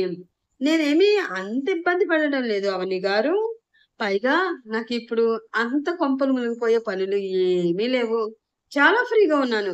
చెప్పండి, మీ ప్రాబ్లమ్ ఏంటో చిటికలో సాల్వ్ చేసేద్దాం అని అన్నాడు రాహుల్. అయ్యో! ఎంత మాట సార్. ఏదో మీరు ఖాళీగా ఉన్నారు అని చెప్పి ఇంటికి వచ్చిన గెస్ట్‌లకి మేం పనులు చెప్పలేం కదా సార్. అయినా నాదేమి అంత పెద్ద ప్రాబ్లమ్ కాదు. మీరు వచ్చి సాల్వ్ చేయడానికి. వచ్చి రాని నవ్వుతూ అంది అవని. అయ్యో! అమ్మా! పెద్ద ప్రాబ్లమ్ కాదు అంటారేంటమ్మా? మీరు ప్రస్తుతం ఉన్న కన్‌ఫ్యూషన్ తొలగిపోతే మీ తల మీద ఉన్న జుట్టు మొత్తం రాలిపోతుంది. ఆ ప్రమాదం జరగక ముందే రాహుల్ బాబుతో తాడో పేడో తేల్చేసుకోండి అని అంది బంగారమ్మ. నువ్వంత కంగారు పడకు బంగారం. జుట్టంతా రాలిపోయినా సరే, అప్పుడు కూడా అవని వెంట నేను ఉంటాను బంగారం. నీకు అందులో ఎలాంటి సందేహం అవసరం లేదు అని అన్నాడు రాహుల్. ఆ మాటతో ఒకరు కోపంగా, మరొకరు అనుమానంగా అతన్ని చూశారు. వారి చూపులు వారి చూపులకి భయపడి అదే హెయిర్ కేరింగ్ గురించి చెప్పడం. వి కేర్ మీకు మిమ్మల్ని తీసుకువెళ్ళి మళ్ళీ మీకు హెయిర్ వచ్చేలా చేయడంలో హెల్ప్ చేస్తాను అంటున్నా. తింగరగా నవ్వుతూ అన్నాడు రాహుల్. మీరు ఇలాంటి దేశ సేవలు కూడా చేస్తారా? కోపంగా అతన్ని చూస్తూ అడిగింది అవని. చేస్తాను అవని గారు. కానీ ఆ అవకాశం అందరికీ ఉండదు. ఒక్క నా మనసుకు నచ్చిన అమ్మాయికి తప్ప. కొంటిగా కన్ను కొడుతూ అన్నాడు రాహుల్. ఆ మాటకి బుసలు కొడుతూ నాకు ముద్దెందుకు పెట్టావు? అని అడిగింది అవని. ఏంటి? ముద్దా? అదేంటి? ఎలా ఉంటుంది? అని అమాయకంగా మొహం పెట్టుకుని అడిగాడు రాహుల్. అతన్ని చంపేసేలా చూస్తూ ముద్దంటే ఏంటో తెలీదా నీకు? సీరియస్‌గా అడిగింది అవని. మన బంగారం మీద ఒట్టు అవని. నిజంగా నాకు ముద్దంటే ఏంటో తెలీదు అని అంటూ బంగారమ్మ మీద తన చేతితో ఒట్టు వేశాడు రాహుల్. దాంతో భయపడి, ఆ మాత్రం దానికి ఒట్టెందుకు బాబు? అది కూడా నా మీద అంటూ అతని చేతిని పక్కకి జరిపి, మీకు ముద్దంటే ఏంటో నేను చెప్తాను అని అంది బంగారమ్మ. చిన్న పిల్లవాడిలా చేతులు కట్టుకుని ఆమె వైపు తిరిగి, హా! చెప్పు బంగారం, తెలుసుకుంటాను అని అన్నాడు రాహుల్. అది బాబు అని కొంచెం సిగ్గుపడుతూ, మరేమో ముద్దు అంటే మన పెదాలతో ఎదుటివారి బుగ్గ మీద పెట్టేదాన్ని ముద్దు అంటారు బాబు అని మెలికలు తిరుగుతూ చెప్పింది బంగారమ్మ. ఓహ్! అవునా! ఇప్పటి వరకు నాకు ఆ విషయం తెలియదు బంగారం. నేనింకా దానిని కిస్ అంటారేమో అనుకున్నా. ముద్దంటారా? అయితే సరే. మరి మన పెదాలతో ఎదుటి వారి ముఖ్యంగా ప్రేమించిన అమ్మాయి పెదాలపై పెట్టేదాన్ని ఏమంటారు బంగారం? తన పెదాలను తడి చేసుకుంటూ అడిగాడు రాహుల్. ఆ మాట విని కంగారుగా తన పెదాలను లోపలికి ముడుచుకుంది అవని. అది చూసి చిన్నగా నవ్వుకున్నాడు రాహుల్. అతను అడిగిన ప్రశ్నకి సిగ్గుతో నేల మీద కాలి వేలితో ముగ్గులు గీస్తూ, అది బాబూ! దాన్ని ఏమంటారంటే, అది అంటూ మరింత ఎక్కువగా మెలికలు తిరుగుతూ, అది ఇంగ్లీష్ ముద్దు బాబు అని సిగ్గుతో మొహం దాచుకుంది బంగారమ్మ. అది చూసి చిన్నగా నవ్వింది అవని. ఆ నవ్వు చూసి, నాకు ఈ నవ్వు చాలు అవని. ఆ ముద్దులో లేని కిక్కు కూడా నీ నవ్వుతో నాకు వస్తుంది. ఆమె కళ్ళలోకి ప్రేమగా చూస్తూ చెప్పాడు రాహుల్. ఆ మాట అవని మనసుకి తగలడంతో అతని కళ్ళల్లోకి చూస్తూ అలా ఉండిపోయింది ఆమె. అప్పుడే బయట నుంచి అవని, అమ్మ అవని అని ఎవరో కంగారుగా పిలుస్తున్న పిలుపు వినిపించింది. ఆ గొంతు ఎవరిదో గుర్తుపట్టి, గోపాలం బాబాయ్, ఏంటి ఈ సమయంలో ఇక్కడికి వచ్చారు అని అనుకుంటూ కంగారుగా బయటికి పరుగు తీసింది అవని. అది చూసి వచ్చింది ఎవరు అని బంగారమ్మని అడిగాడు రాహుల్. గోపాలం గారు బాబు, అవని నాన్నగారు పనిచేసే ఆఫీస్లో ఈయన పనిచేస్తూ ఉంటారు అని చెప్పింది బంగారమ్మ. అవునా, అయితే సరే కాని ఒక మంచి స్ట్రాంగ్ కాఫీ కలుపుకొని తీసుకురా, తాగుతూ మిగతా సంగతులు మాట్లాడుకుందాం అని హాల్లోకి వెళ్లి అక్కడ ఉన్న సోఫాలో కూర్చున్నాడు రాహుల్. బయటికి వచ్చిన అవనిని చూసి, అమ్మా అవని, మీ నాన్నగారికి గుండెపోటు వచ్చిందమ్మా, గవర్నమెంట్ హాస్పిటల్కి తీసుకువెళ్లారు, త్వరగా రా అమ్మా అని ఆందోళనగా చెప్పాడు గోపాలం. ఆ మాట విన్న అవని కాళ్ళ కింద భూమి కంపించినట్లు అవడంతో నానా అంటూ గట్టిగా అరిచి బయటికి పరుగు పెట్టింది ఆమె. అంత గట్టిగా అరవడంతో అరుపు విన్న రాహుల్ వెంటనే బయటికి పరుగు తీశాడు. ఆమె అరుపు ఇంట్లో ఉన్న అందరికీ వినిపించడంతో ఏం జరిగిందో అనుకుంటూ కంగారుగా బయటకు వచ్చారు అందరూ. అప్పటికే అవని ఆ గేటు దాటి బయటకు వెళ్ళిపోయింది. దాంతో బైక్ స్టార్ట్ చేస్తూ ఉన్న గోపాలం దగ్గరికి వెళ్ళి ఏం జరిగింది అని అడిగాడు రాహుల్. దాంతో విషయం అతనికి చెప్పాడు గోపాలం. అది విన్న రాహుల్కి అవని ఎంత కంగారు పడుతుందో అర్థమవడంతో వెంటనే లోపలికి పరుగు పెట్టి కార్ కీస్ తీసుకుని ఆమె కోసం వెళుతున్నాడు అతను. అలా వెళుతున్న అతన్ని చూస్తూ ఉండిపోయారు అన్నపూర్ణమ్మ, చంద్రకాంత్. మిట్ట మధ్యాహ్నం చెప్పులు కూడా లేకుండా కన్న తండ్రికి ఏం జరుగుతుందో అన్న భయంతో ఏడుస్తూ కళ్ళ నుండి కారుతున్న కన్నీటిని చేతితో తుడుచుకుంటూ పరుగు పెడుతూ ఉంది అవని. ఈ ప్రపంచంలో తనకంటూ ఉన్న ఒకే ఒక్క బంధం తన తండ్రి. ఎప్పుడు తన బాధతో కృంగిపోయినా ఆమె మనసుకు ఓదార్పునిచ్చి ఎప్పటికప్పుడు ఆమెను కాపాడుకుంటూ వస్తున్న తండ్రి ఇప్పుడు ప్రాణాపాయ స్థితిలో ఉన్నాడు అన్న ఆలోచన తప్ప మరో ఆలోచన ఆమెకి లేకపోవడంతో చుట్టూ జరుగుతున్నది ఏమీ కూడా ఆమెకి తెలియడం లేదు.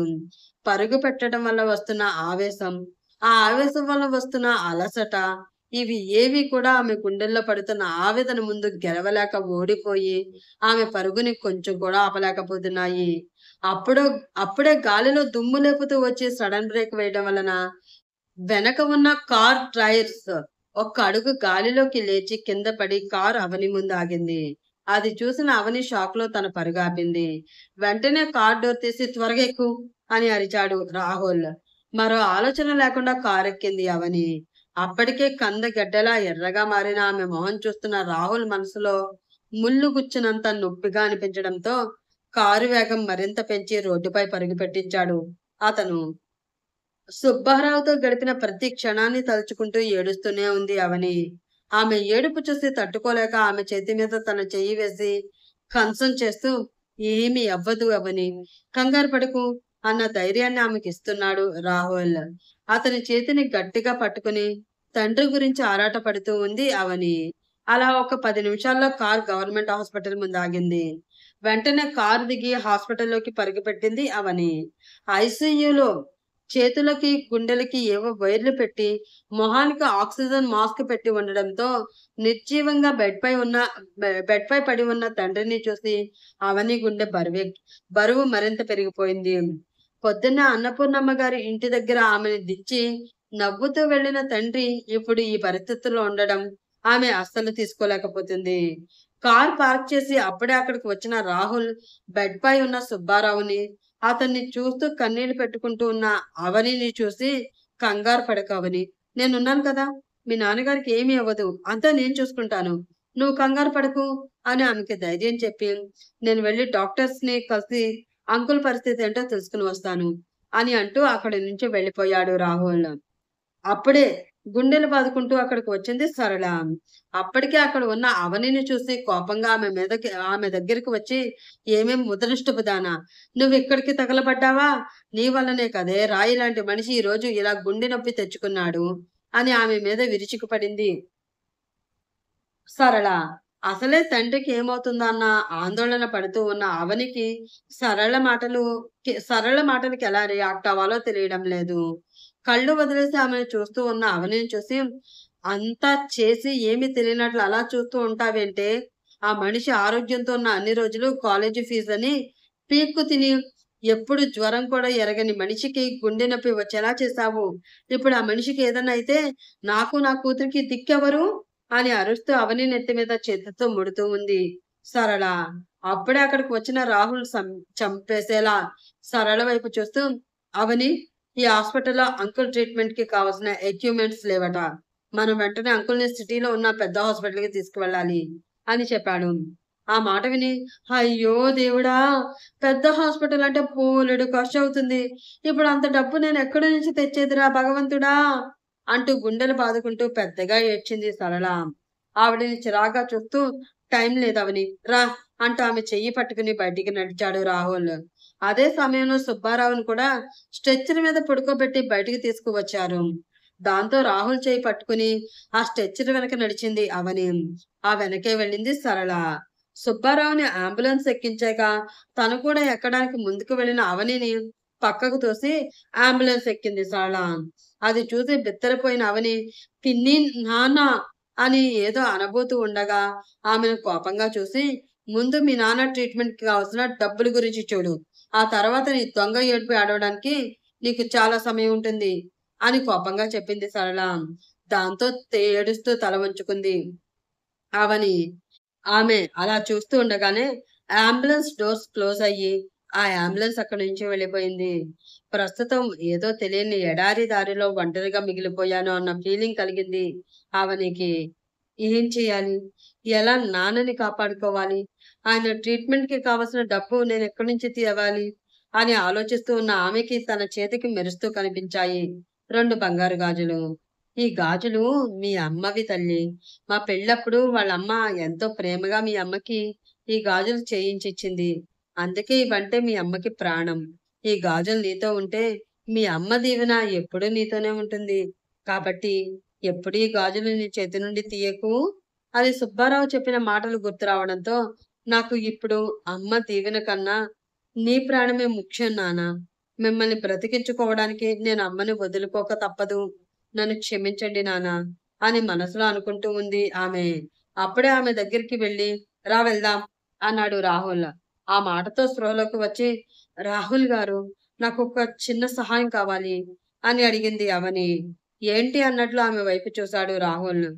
అది నాన్న ట్రీట్మెంట్ కి డబ్బులు కావాలి కదా. కొంచెం మీరు నాకు ఈ గాజులు అమ్మి డబ్బు ఏర్పాటు చేయగలరా అని ఇబ్బందిగా అడిగింది అవని. ఒక్క నిమిషం ఆమెని దీక్షణంగా చూసి, సరే, ఆ సంగతి నేను చూసుకుంటాను అని ఆ గాజులు తీసుకుని పాకెట్లో పెట్టుకుని, రా హాస్పిటల్కి వెళదాం అని అంటూ ఆమెను తీసుకుని హాస్పిటల్కి బయలుదేరాడు రాహుల్. అలా అరగంటకి హాస్పిటల్కి చేరుకున్నారు వాళ్ళిద్దరూ. ముందుగానే రాహుల్ ఫోన్ చేసి ఉండడంతో హాస్పిటల్ వాళ్ళు సుబ్బారావుని జాయిన్ చేసుకుని ట్రీట్మెంట్ మొదలు పెట్టారు. ఐసీయూ రూమ్ ముందు దిగులుగా కూర్చుని ఉన్న సరళ చూపు వీళ్ళు వెళ్లడంతో రాహుల్ భయపడింది. ఎవరితను? అవని ఎందుకు అతనితో అంత చనువుగా ఉంటుంది? దీనికి ఆ అబ్బాయికి మధ్య ఉన్న సంబంధం ఏంటి అని మనసులో అనుకుంటూ కళ్ళు చిన్నవి చేసి వాళ్ళిద్దరిని తినేసేలా చూస్తూ ఉంది సరళ. అలా 2 గంటలు గడిచిన తర్వాత ఐసీయూ రూమ్ నుండి బయటకు వచ్చాడు డాక్టర్. అతన్ని చూసి కంగారుగా అతని దగ్గరికి వెళ్ళి, ఇప్పుడు మా నాన్నగారికి ఎలా ఉంది డాక్టర్ అని అడిగింది అవని. ప్రస్తుతానికి ప్రమాదం ఏమీ లేదమ్మా, కానీ హార్ట్ ట్యూబ్స్ బ్లాక్ అయ్యాయి. స్టంట్ వేయాలి అని చెప్పాడు డాక్టర్. దాంతో సరళ తల పట్టుకుని, అయ్యో దేవుడా, హార్ట్ లో స్టంట్ అంటే దానికి సరిపడే డబ్బు నేను ఎక్కడి నుంచి తేవాలరా భగవంతుడా అని శోకండాలు పెట్టింది ఆమె. ఆమె అలా చేయడంతో చిరాగ్గా ఆమెని రాహుల్ చూస్తూ ఉంటే, పిన్ని ప్లీజ్ కొంచెం మెల్లిగా అని ఇబ్బంది పడుతూ అంది అవని. అంటే ఏంటే, నేను ఏడవడం కూడా నీకు ఇబ్బందిగానే ఉందా అని కోపంగా ఆమెపై అరిచింది సరళ. ఈ ఇబ్బంది తనకి కాదు, మీ చుట్టూ ఉన్న జనానికి, రూమ్స్ లో ఉన్న పేషెంట్స్ కి. మీకు అంతగా ఏడవాలని ఉంటే హాస్పిటల్ బయటకు వెళ్ళి మీకు కావాల్సినంత సేపు ఏడ్చి అప్పుడు లోపలికి రండి. అంతేగాని ఇక్కడ సీన్ క్రియేట్ చేయొద్దు కోపంగా ఆమెను చూస్తూ చెప్పాడు రాహుల్. అతని కోపం చూసి సైలెంట్ అయిపోయింది సరళ. ఆయన ట్రీట్మెంట్ కి ఎంత ఖర్చు అవుతుంది డాక్టర్ అడిగాడు రాహుల్. ఒక 5 లక్షల వరకు ఖర్చు అవ్వచ్చు చెప్పాడు డాక్టర్. 5 లక్షలా అని సరళ నోరు తెరిస్తే, 5 లక్షలు ఇప్పుడు ఏం చేయాలి? ఎలా డబ్బు తీసుకురావాలి అని ఆలోచిస్తూ ఉన్న అవని కళ్ళలో నీళ్లు చెరి అవి చెంపల మీదుగా జారిపోతూ ఉన్నాయి. ఓకే డాక్టర్, డబ్బు గురించి ఏమీ ఆలోచించకండి. మేము ఎలాగైనా డబ్బు ఏర్పాటు చేసుకుంటాము. మీరు ట్రీట్మెంట్ మొదలు పెట్టండి అని అన్నాడు రాహుల్. దాంతో డాక్టర్ అక్కడి నుంచి వెళ్ళిపోయాడు. ఎవరో శరీరంలో ఉన్న శక్తంతా లాగేసుకున్నట్లు నిశక్తి ఆవరించడంతో దిగులుగా వెళ్లి అక్కడ ఉన్న చైర్లో కూలబడింది అవని. ఆమె బాధను చూసి తట్టుకోలేని రాహుల్ వెళ్లి ఆమె పక్కనే కూర్చుని ఆమె చేతిని తన చేతిలోకి తీసుకుని, అంకుల్‌కి నయమైపోతుంది అవని. ఇదే మాట డాక్టర్ గారు కూడా చెప్పారు కదా! ఇంకా ఎందుకు అంత దిగులు పడతావు? అని ప్రేమగా అడిగాడు. ఏమీ లేదు అంటూ కన్నీళ్లు తుడుచుకుంటూ అంది అవని. ఆమె చెప్పకపోయినా ఆమె మనసేంటో తెలిసిన రాహుల్, డబ్బు గురించి నువ్వేమీ కంగారు పడకు. నీ చేతి గాజులున్నాయి కదా! అని అన్నాడు రాహుల్. కానీ వాటితో వచ్చే డబ్బు నాన్న వైద్యానికి సరిపోదు కదా! అని అంది అవని. సరిపోతుంది. నేనున్నాను కదా! నేను చూసుకుంటాను అని అన్నాడు రాహుల్. అయ్యో! మీకైనా ఎక్కడి నుంచి వస్తాయండి? మా కోసం మీరు టెన్షన్ పడవద్దు అని అవని అంటూ ఉండగా, నీకు ఉన్న టెన్షన్ చాలు అవని. ఇంకా టెన్షన్ తీసుకోకు. డబ్బు విషయం నేను చూసుకుంటాను అని చెప్పాను కదా! అని ఆమెకి ధైర్యం చెప్పి అక్కడి నుంచి వెళ్ళిపోయాడు రాహుల్. ప్రస్తుతం ఆమె ఉన్న పరిస్థితిలో అతని మాటకి ఒప్పుకోవడమే తప్ప ఇంకేమీ చెయ్యలేకపోయింది అవని. ప్రస్తుతానికి ఈ గండం గట్టెక్కితే తర్వాత ఏదోలా రాహుల్ గారి డబ్బు ఆయనకిచ్చేయొచ్చు అని మనసుకు సర్ది చెప్పుకుని అతను చేసే సహాయాన్ని అందుకోవడానికి తన మనసుని సిద్ధపరుచుకుంటూ ఉంది ఆమె. రాహుల్ వెళ్ళిపోవడంతో అవని పక్కకు వచ్చి ఆమె పక్కనే కూర్చుంటూ, ఓసే అవని, ఎవరే అబ్బాయి అని ఎంతో క్యూరియాసిటీగా అడిగింది సరళ. ఆ ప్రశ్నకి మనసులో మండిపోతున్న కంట్రోల్ చేసుకుంటూ, అన్నపూర్ణమ్మ గారి మనవడు పిన్ని అని చెప్పింది అవని. ఏంటి? అన్నపూర్ణమ్మ గారి మనవడా? అంటే కమలమ్మ కొడుకనమాట. వాడికి సిటీలో బోలెడు ఫ్యాక్టరీలు, ఇల్లు, కార్లు ఉన్నాయంట కదా! అది నిజమేనా? అని ఆనందం వలన వెలిగిపోతున్న మొహంతో అడిగింది సరళ. అంతకంతకు కోపం పెరిగిపోతూ ఉండడంతో, ఏమో నాకు తెలీదు పిన్ని చిరాగ్గా అంది అవని. ఒక్క మాట చెప్పడానికి దీని సొమ్ము మీద అరిగిపోయినట్లు మొహం ఎలా పెడుతుందో అని అవనిని తిట్టుకుంటూ, కమల కొడుకంటే ఆస్తిపరుడు, పైగా చూడడానికి చక్కగా ఉన్నాడు. అతను వేసుకువచ్చిన కారైతే పడవలా మిలమిలా మెరిసిపోతూ ఉంది. ఇతనే కనుక మా వైశాలికి భర్త అయితే అతని ఆస్తి అంతా ఇక మాదే కదా! అప్పుడు హాయిగా కాలు మీద కాలు వేసుకుని దర్జాగా కూర్చుని అన్ని కాళ్ళ దగ్గరికి తెప్పించుకుంటూ హాయిగా బ్రతికేయొచ్చు అని మనసులో అనుకుంటూ ప్లాన్స్ వేసుకుంటూ ఉంది సరళ. అప్పుడే ఆ హాస్పిటల్ ముందు ఒక బైక్ వచ్చి ఆగింది. ఆ బైక్ నుండి దిగిన వైశాలిని చూసి, ఏంటి వైశాలి, ఈ హాస్పిటల్ దగ్గర డ్రాప్ చేయమన్నావు? మీ వాళ్ళకి ఎవరైనా బాగాలేదా ఏంటి అని అడిగాడు వినోద్. ఏమో వినోద్, నాకు తెలియదు. మా మమ్మీ కాల్ చేసి అర్జెంట్‌గా ఇక్కడికి రమ్మని చెప్పింది. ఎవరికి ఏమైందో నాకు తెలియదు అని చెప్పింది వైశాలి. సరే రేపు గుర్తుంది కదా? అడిగాడు వినోద్. గుర్తుంది బాబా. నీకన్నా ముందే నేను మన ప్లేస్‌కి వచ్చేస్తాను. నువ్వేమీ టెన్షన్ పడకుండా హాయిగా ఇంటికి వెళ్ళు అంది వైశాలి. ఓకే. బాయ్ బేబీ అని అక్కడి నుంచి వెళ్ళిపోయాడు వినోద్. వెళుతున్న అతని వైపు ప్రేమగా ఒకసారి చూసి ఆ హాస్పిటల్ లోపలికి వెళ్ళింది వైశాలి. భుజానికి కాలేజీ బ్యాగ్ తగిలించుకుని వస్తున్న వైశాలిని చూసి, అమ్మా వైశ్యు అంటూ ఆమెకి ఎదురు వెళ్ళి ఆమెను హత్తుకుని సరళ ఏడుస్తూ ఉంటే అసహనంగా ఆమెను చూస్తూ, అబ్బా మమ్మీ, ఇప్పుడేమైంది?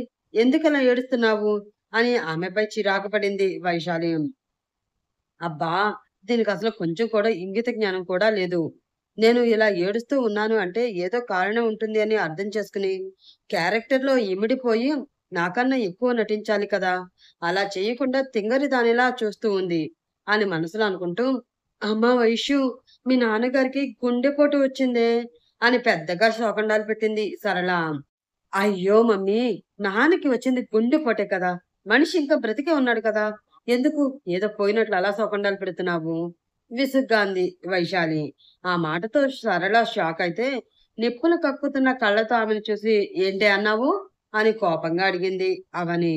ఆమె కళ్ళల్లో కోపం చూసి వామ్మో! ఇదేంటి ఇలా చూస్తుంది? కొంపతీసి నేనన్న మాటకి ఇది నన్ను చంపేస్తుంది చంపేయదు కదా! అని మనసులో భయపడి, అది ఏమీ లేదక్కా. నాన్నగారికి ఏమీ అవ్వలేదు కదా! దానికి మనం సంతోషించాలి. అంతేకాని ఇలా బాధపడకూడదు. ఇలా ఏడిస్తే నాన్నగారికి మంచిది కాదు అంటున్నా అని తడబడుతున్నా తన అన్న మాటల్ని కవర్ చేస్తూ అంది వైశాలి. నాన్నకేమీ అవ్వదు. నేనుండగా ఆయనకేమీ అవ్వనివ్వను కూడా. ఆయనకు ఏదైనా అవుతుందేమో అన్న ఊహ కూడా మీరు ఎవ్వరూ మనసులోకి రానివ్వకండి. తన కోల్డ్ వాయిస్‌తో వార్నింగ్ ఇస్తున్నట్లు చెప్పింది అవని. మొట్టమొదటిసారి అవని అంత కోపంగా ఉండడం చూసిన సరళ, వైశాలికి ఒక్క నిమిషం మైండ్ బ్లాక్ అయింది. అప్పుడే అక్కడికి వచ్చిన అన్నపూర్ణమ్మ, చంద్రకాంత్ అక్కడ జరిగిందంతా చూసి, "అమ్మా అవని, నాన్నకి ఎలా ఉంది?" అంటూ ఆమెని పక్కకు తీసుకుని వెళుతూ చిరాగ్గా వైశాలి, సరళలను ఒక చూపు చూశారు. ఆ చూపుకి తలదించుకున్నారు వారు. "బాగానే ఉంది తాతయ్య. ప్రస్తుతానికి ప్రాణాపాయం ఏమీ లేదు" అని చెప్పింది అవని. "సరే నువ్వు రా అమ్మా. ఏమైనా తిన్నావా?" అడిగింది అన్నపూర్ణమ్మ. "నాకేమీ వద్దు బామ్మ. ఆకలి కూడా లేదు" చెప్పింది అవని. ఆకలి లేదు అని ఇలా కూర్చుంటే ఎలా అవని? ఈ క్షణం నుండి మీ నాన్నకి ఏం కావాలి అన్నా నువ్వే కదా దగ్గరుండి చూసుకోవాలి. ఆయన్ని జాగ్రత్తగా చూసుకోవాలి అంటే ముందు నీకు ఓపికుండాలి అని అంటూ ఇంటి దగ్గర నుండి ఆమె కోసం తెచ్చిన క్యారియర్ ఓపెన్ చేసి అందులో ఉన్న భోజనం ప్రేమగా ఆమెకు తినిపిస్తూ ఉంది అన్నపూర్ణమ్మ. ఎవరైనా కోపంతోనో, పగతోనో ఏదైనా పెడితే కాదు అనగలం. కానీ ప్రేమతో పెడుతూ ఉంటే అది వద్దు అనడానికి ఎవ్వరికీ నోరు కూడా రాదు. ప్రస్తుతం అదే పరిస్థితిలో ఉన్న అవని అన్నపూర్ణమ్మ కళ్ళల్లో కనిపిస్తూ ఉన్న ప్రేమను చూస్తూ కాదు అనలేక ఆమె పెట్టింది తింది. వాళ్ళు వైపు కోపంగా చూస్తూ, "చూసావా మమ్మీ! ఇక్కడ మనం ఉన్నామని కూడా పట్టించుకోకుండా ఏదో అవని ఒక్కతే కష్టపడిపోతున్నట్లు దాని మీద ఎంత ప్రేమ చూపిస్తున్నారో ఆ ముసలివాళ్ళు" మెల్లిగా సరళకి వినిపించేటట్లంది వైశాలి. "చూస్తున్నాను. చూస్తున్నా. నువ్వు కంగారు పడి నోటికి వచ్చినట్లు మాట్లాడకుండా కొంచెం కంట్రోల్‌లో ఉండు. కొంచెం మీ నాన్న మీద ప్రేమ, నీ మనసులో బాధ ఉన్నట్లు నటించవే. లేకపోతే అందరూ నిన్ను చిరాగ్గా చూస్తూ నీ గురించి రకరకాలుగా మాట్లాడుకుంటారు. వాళ్ళకి ఆ అవకాశం ఇవ్వకుండా నేను చెప్పినట్లు చెయ్యవే" రిక్వెస్ట్ చేస్తున్నట్లు అడిగింది సరళ. "నువ్వు చెప్పింది నిజమే. కానీ నాకు అలా అవని అంత బాగా నటించడం రాదు కదా!" ఇన్నోసెంట్‌గా అంది వైశాలి. దాంతో చిన్నగా వైశాలి భుజం మీద గిల్లింది సరళ. ఆమె అలా గిల్లడంతో మంట పుట్టి, "అబ్బా! ఏంటి మమ్మీ ఇలా గిల్లావు?" అని ఆమె గిల్లిన చోట చేత్తో రుద్దుకుంటూ ఏడుపు మొహం పెట్టింది వైశాలి. "ఇదిగో ఇదే ఏడుపు మొహం. ఇలానే మెయింటైన్ చేస్తూ దిగులుగా కూర్చో అంతే. అది చాలు, మిగతాదంతా నేను చూసుకుంటాను" అంది సరళ. "సరే మమ్మీ" అని అలానే దిగులుగా మొహం పెట్టుకుని కూర్చుంది వైశాలి. "బాధపడకు తల్లి. నాన్నగారికి ఏమీ కాదు" అని అంటూ ఆమెను తన ఒడిలో పడుకోబెట్టుకుని ఓదార్చే నెపంతో ఆ మాటలు కొంచెం గట్టిగా అంటూ చంద్రకాంత్, అన్నపూర్ణమ్మల దృష్టి వారిపై పడేలా చేసుకుంది సరళ. వారి వైపు అసహనంగా చూసి, "ఎంతసేపని అలా బాధపడుతూ ఉంటారు? బాధ మనసు పడుతున్నా కడుపుకి అయితే ఆకలి వేయడం మానదు కదా! వచ్చి భోజనం చేయండి" అంది అన్నపూర్ణమ్మ. ఆ మాట విని హమ్మయ్య! ఈరోజు తిండి లేక చచ్చిపోతానేమో అనుకున్నాను. కానీ ఆ దేవుడు కరుణించి నాకు భోజనం పంపించాడు. అందులో చికెన్ పలావ్, మటన్ కర్రీ ఉంటే నన్ను మించిన అదృష్టవంతులు ఎవ్వరూ ఉండరు అని మనసులో అనుకుంటూ ఉంది వైశాలి. "అమ్మా వైషు, లెగమ్మా. కొంచెం భోజనం చేద్దువు గాని లెగమ్మా. నాన్న మీద బెంగతో ఏమీ తినకుండా ఇప్పటికే నీరసం తెచ్చుకున్నావు. నిన్నిలా చూస్తే మీ నాన్నగారు అస్సలు తట్టుకోలేరమ్మా" అని అంది సరళ. అలా ఆ ఆమె అలా ఆ మాటతో నీరసంగా ఆమె ఒడి నుండి పైకి లేచింది వైశాలి. దానితో అన్నపూర్ణమ్మ ఇచ్చిన ప్లేట్ తీసుకుని అందులో ఉన్న అన్నం, పప్పు, కూర చూసి ఈసారి నిజంగానే నీరసం వచ్చింది వైశాలికి. ఇప్పుడు అది వద్దు అంటే ఆకలితో మాడి చావాలి అని అనుకుని మౌనంగా భోజనం తింటూ ఉంది ఆమె. బాగా ఆలస్యం అవ్వడంతో, "మీరు వెళ్ళండి బామ్మగారు. నేను బాగానే ఉన్నాను కదా! ఇక్కడంతా నేను చూసుకుంటాను. మీరు కంగారు పడకండి" అని వాళ్ళకి చెప్పి వాళ్ళని ఇంటికి పంపించింది అవని. వాళ్ళు ఎప్పుడు వెళ్ళిపోతారా అని ఎదురు చూస్తూ అప్పటి వరకు ఎలాగోలాగా ఒగ్గపెట్టుకుని కూర్చున్న సరళ, వైశాలి వాళ్ళు వెళ్ళిపోవడంతో కొంచెం రిలాక్స్‌డ్‌గా ఫీల్ అయ్యి, హాస్పిటల్‌లో ఇంతమంది ఉండకూడదని ఇందాకే నర్స్ వచ్చి చెప్పింది. అందుకే నేను, వైషి ఇంటికి వెళుతున్నాము. రేపు తెల్లవారగానే వచ్చేస్తాం. ఎవరైనా వచ్చి అడిగితే ఇప్పుడే వెళ్ళారు, వెళ్ళను అంటున్నా బలవంతంగా వాళ్ళని నేనే ఇంటికి పంపించాను అని చెప్పు. అర్థమైందా? అని అరిచింది సరళ. మనసులో అసహనంగా ఫీలవుతూ, హా! అలాగే పిన్ని అని అంది అవని. దాంతో మీ నాన్న జాగ్రత్త అని ఎగాదిగా ఆమెని చూస్తూ చెప్పి వైశాలిని తీసుకుని అక్కడి నుంచి వెళ్ళిపోయింది సరళ. వెళుతున్న వాళ్ళిద్దరిని చూసి ఒక నిట్టూర్పు వదిలి అక్కడ ఉన్న చైర్‌లో కూర్చొని వెనక్కి వాలి కళ్ళు మూసుకుంది అవని. పొద్దుటి నుంచి అలసిపోయిన శరీరం అవడం వల్ల కళ్ళు మూసుకోగానే నిద్ర దేవత ఆమెని పూనడంతో గాఢమైన నిద్రలోకి జారుకుంది ఆమె. బయటకు వెళ్ళిన పని పూర్తి అవడంతో హడావిడిగా అవని దగ్గరికి వచ్చిన రాహుల్‌కి సమస్యలన్నీ మర్చిపోయి హాయిగా నిద్రపోతూ కనిపించింది అవని. ఆమెను అలా చూసి చిన్నగా నవ్వుకుని రెస్ట్ తీసుకోవడానికి తను సెపరేట్‌గా తీసుకున్న గది వైపు ఆమెని చేతుల్లోకి ఎత్తుకుని, ఆమెకి నిద్ర ఏమాత్రం డిస్టర్బ్ అవ్వకుండా తీసుకుని వెళ్లి బెడ్‌పై ఆమెను పడుకోబెట్టిన రాహుల్ దృష్టి ఆమె కాళ్ళపై పడింది. ఎక్కువగా పరుగు పెట్టడం వల్ల కాళ్ళలో రాళ్ళు కట్రా దిగి గాయాలయ్యి, ఎండిపోయిన రక్తపు మరకలతో ఉన్న ఆ కాళ్ళని చూసి అతని మనసు బాధగా మూలిగింది. వెంటనే రిసెప్షన్‌లోకి వెళ్లి ఫస్ట్ ఎయిడ్ బాక్స్ తెచ్చి ఆ కాళ్ళకున్న బ్లడ్ మరకలు క్లీన్ చేసి ఆయింట్‌మెంట్ అప్లై చేయడం అవ్వడంతో ఒకసారి ప్రేమగా ఆమెని చూసుకుని అక్కడే ఉన్న సోఫాలో కూర్చుని రెప్ప వేయకుండా ఆమెని చూస్తూ ఆ రాత్రంతా గడిపేశాడు రాహుల్. ఆ తర్వాత రాహుల్ డబ్బు ఏర్పాటు చేయడంతో సుబ్బారావు ఆపరేషన్ సక్సెస్‌ఫుల్ గా పూర్తయింది. ఈ సంఘటనతో అవనికి రాహుల్‌పై ప్రత్యేకమైన అభిప్రాయం ఏర్పడింది. అతనితో నవ్వుతూ మాట్లాడుతూ అతనికి కావాల్సినవన్నీ తనే దగ్గరుండి చూసుకుంటూ ఉంది ఆమె. రాహుల్ కూడా ప్రేమ, దోమ అని ఆమెని ఏడిపించకుండా ఆమెతో స్నేహంగా ఉంటూ, ఆమె ప్రతి కష్టంలోనూ ఆమెని ఆదుకుంటూ, తన మనసులో ఆమెపై ప్రేమని మరింత పెంచుకుంటూ ఉన్నాడు.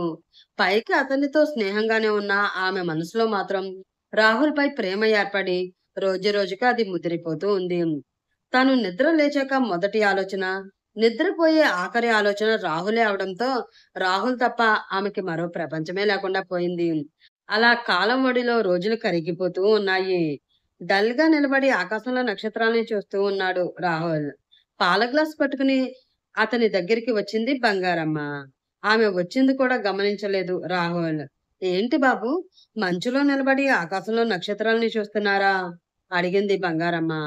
"లేదు బంగారం, ఆకాశంలో మెరుస్తూ ఉన్న నక్షత్రం నా మీద దయ తలిచి నేల మీదకి ఎప్పుడు దిగివచ్చి నా గుండెలపై ఎప్పుడు వాలిపోతుందా అని అర్థం కాక అలా ఆలోచిస్తూ ఉన్నాను" అన్నాడు రాహుల్. "మీరు ఎంతసేపు అలా చూసినంత మాత్రాన ఆ దూరంగా ఉన్న నక్షత్రం మీ దగ్గరికి ఎట్టా వస్తుంది బాబూ? మీరే ధైర్యం చేసి ఒక అడుగు ముందుకు వెయ్యాలి" అని అంది బంగారమ్మ. "మనం ఎన్ని అడుగులు ముందుకు వేసినా ఆ నక్షత్రం మన దగ్గరికి రాను అని మొరాయించుకుని కూర్చుంటే ఇంక ఏం చెయ్యాలి బంగారం" అన్నాడు రాహుల్. "రాదు అని వదిలేస్తామా? వచ్చేలా చేసుకోవద్దు" అంది బంగారమ్మ. ఆ మాటతో రాహుల్ నొసలు ముడిపడ్డాయి. "అంటే ఏంటి నీ ఉద్దేశం?" అని అడిగాడు అతను. "ఏమీ లేదు బాబు. మీరు అవని అమ్మని ఎంత ప్రేమిస్తున్నారో నాకే కాదు ఆ అమ్మకి కూడా తెలుసు. కానీ మీ ప్రేమని ఆమె అంగీకరించడానికి ఆలోచిస్తూ ఉంది. కాబట్టి మీ ప్రేమ విషయం ముందు మీ అమ్మమ్మ, తాతయ్యలకి చెప్పండి. వాళ్ళు చెప్తే అవని అమ్మ తప్పకుండా మీతో పెళ్లికి ఒప్పుకుంటుంది" అంది బంగారమ్మ. 2 నిమిషాలు ఆలోచించి, "హుహు. అది కరెక్ట్ కాదు బంగారం. అవని నా మీద ప్రేమతో నన్ను పెళ్లి చేసుకోవాలి. అంతేగాని ఎవరో చెప్పారని కాదు. అలా చేస్తే తనకి ఇష్టం లేకుండా నేను బలవంతంగా తనని పెళ్లి చేసుకున్నట్లవుతుంది. తను నన్ను ఇష్టపడి ప్రేమించాలి అని నేను ఆశపడ్డాను. అంతేగాని తన ఇష్టంతో పని లేకుండా బలవంతంగా తనని సొంతం చేసుకోవాలని నేనేనాడూ అనుకోలేదు" అన్నాడు రాహుల్. చిన్నగా నవ్వి, "అవని అమ్మ మిమ్మల్ని ఇష్టపడడం లేదు అని మీకెవరు చెప్పారు బాబూ?" అని అడిగింది బంగారమ్మ. ఆ మాటతో ఆనందంతో మొహం వెలిగిపోగా, "అంటే ఏంటి బంగారం నువ్వనేది? అవని నన్ను ఇష్టపడుతుందా?" ఎంతో సంతోషంగా అడిగాడు రాహుల్. "అవును బాబు. అవని అమ్మ మిమ్మల్ని ఇష్టపడుతున్నారు. ప్రాణంగా ప్రేమిస్తున్నారు. ప్ర తన ప్రతి మాటలో, తను చేస్తున్న ప్రతి పనిలో మీ మీద ప్రేమ క్లియర్‌గా కనిపిస్తుంది" అని అంది బంగారమ్మ. ఆ మాటతో ఆనందంతో పొంగిపోతూ, "నిజంగానా బంగారం? అవని, అవని నన్ను ప్రేమిస్తుందా? మరి, మరి అంత ప్రేమిస్తే ఆ మాట నాకెందుకు చెప్పడం లేదు?" తన ప్రేమ కోసం నేను ఎంత ఎదురు చూస్తున్నానో తనకి తెలుసు కదా! అయోమయంగా అడిగాడు రాహుల్. ఆ మాట మీతో చెప్పడానికి అవనమ్మ ఏమి మీలా కోటీశ్వరరాలు కాదు కదా బాబు. మీ ఇంట్లో వంట మనిషి. ఒక విధంగా చెప్పాలి అంటే తను మీ ఇంటి పని మనిషి. ఒక పని మనిషి ఆ ఇంటి యజమానిని ప్రేమించడం అంటే అదంతా మామూలు విషయం కాదు బాబు. ఆ విషయం నలుగురికి తెలిస్తే నానా విధాలుగా మాట్లాడి అవనమ్మని కాల్చుకుని తింటారు. ఎదుటివాడు బాగుపడుతున్నాడు అంటే చూసి ఓర్వలేక అసూయతో గుండె నొప్పి తెచ్చుకునే సమాజం బాబు ఇది. ఈ సమాజానికి భయపడే అవనమ్మ తన ప్రేమను తనలోనే దాచుకుంటుంది అంది బంగారమ్మ. ఈ సమాజం గురించి కాకుండా ఒకసారి తన మీద ప్రాణాలు పెట్టుకున్న నా గురించి ఆలోచించి తన మనసులో నాపై ఉన్న ప్రేమని చెప్పమను బంగారం. తనకి ఇక్కడ నుండి నేను దూరంగా తీసుకువెళ్ళి ప్రాణంగా చూసుకుంటాను అన్నాడు రాహుల్. ఆ భరోసా మీ నుండి కాదు బాబు. అమ్మమ్మ తాతయ్య తనకి ఇచ్చిన రోజున తన గుండెల్లో మీపై ఉన్న ప్రేమ ఆమె పెదవి దాటి బయటకు వస్తుంది. అలా జరగాలి అంటే ముందు ఈ విషయం మీ అమ్మమ్మ తాతయ్యలకి తెలియాలి అంది బంగారమ్మ.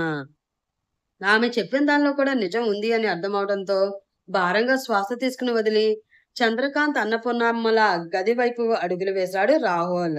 వెళుతున్న అతను చూసి భగవంతుడా, ఒకరిపై ఒకరు ప్రాణాలు పెట్టుకున్న ఈ ప్రేమ జంటను ఒకటి చేసి జీవితాంతం సంతోషంగా ఉండేటట్లు ఆశీర్వదించవయ్యా అని మనసులో ఆ దేవుడిని ప్రార్థించుకుంది బంగారమ్మ. ఇంటికి వచ్చిన అవని తండ్రి దగ్గరికి వెళ్ళి ఇప్పుడు ఎలా ఉంది నాన్నా అని అడిగింది. నాకు నువ్వున్నావు కదా తల్లి, నువ్వుండగా నాకేమీ అవ్వదు చెప్పాడు సుబ్బారావు. భోజనం చేశావా అడిగింది అవని. ఇంకా లేదమ్మా, నువ్వొస్తావని ఎదురు చూస్తున్నా అన్నాడు సుబ్బారావు అతన్ని కోపంగా చూస్తూ. ఎన్నిసార్లు చెప్పాను నాన్నా మీకు, లేట్ చేయకుండా భోజనం చేసి టాబ్లెట్స్ వేసుకోవాలి, లేకపోతే మళ్ళీ మీ ఆరోగ్యం పాడవుతుంది అని చిన్నగా కసురుకుంది అవని. నువ్వేమి కంగారు పడకమ్మా, నీ పెళ్లి చూసేదాకా నాకేమీ అవ్వదు చిన్నగా నవ్వుతూ చెప్పాడు సుబ్బారావు. పెళ్లి అనగానే రాహుల్ గుర్తు రావడంతో సిగ్గుతో అవని బుగ్గలు ఎరిపెక్కాయి. వాటిని కవర్ చేస్తూ, ఇదిగో ఇలానే ఏదో ఒకటి చెప్పి నా నోరు మూయించేయండి. అయినా నేను పెళ్లి చేసుకుంటాను అని మీతో ఎవరు చెప్పారు నాన్నా? నేను జీవితంలో పెళ్లి చేసుకోను. ఇలానే మీ కూతురిగా మీతో ఉండిపోతాను అని అరిచి చేతులు కడుక్కోండి, భోజనం తీసుకొస్తాను అని చెప్పి కిచెన్‌లోకి వెళ్ళిపోయింది అవని.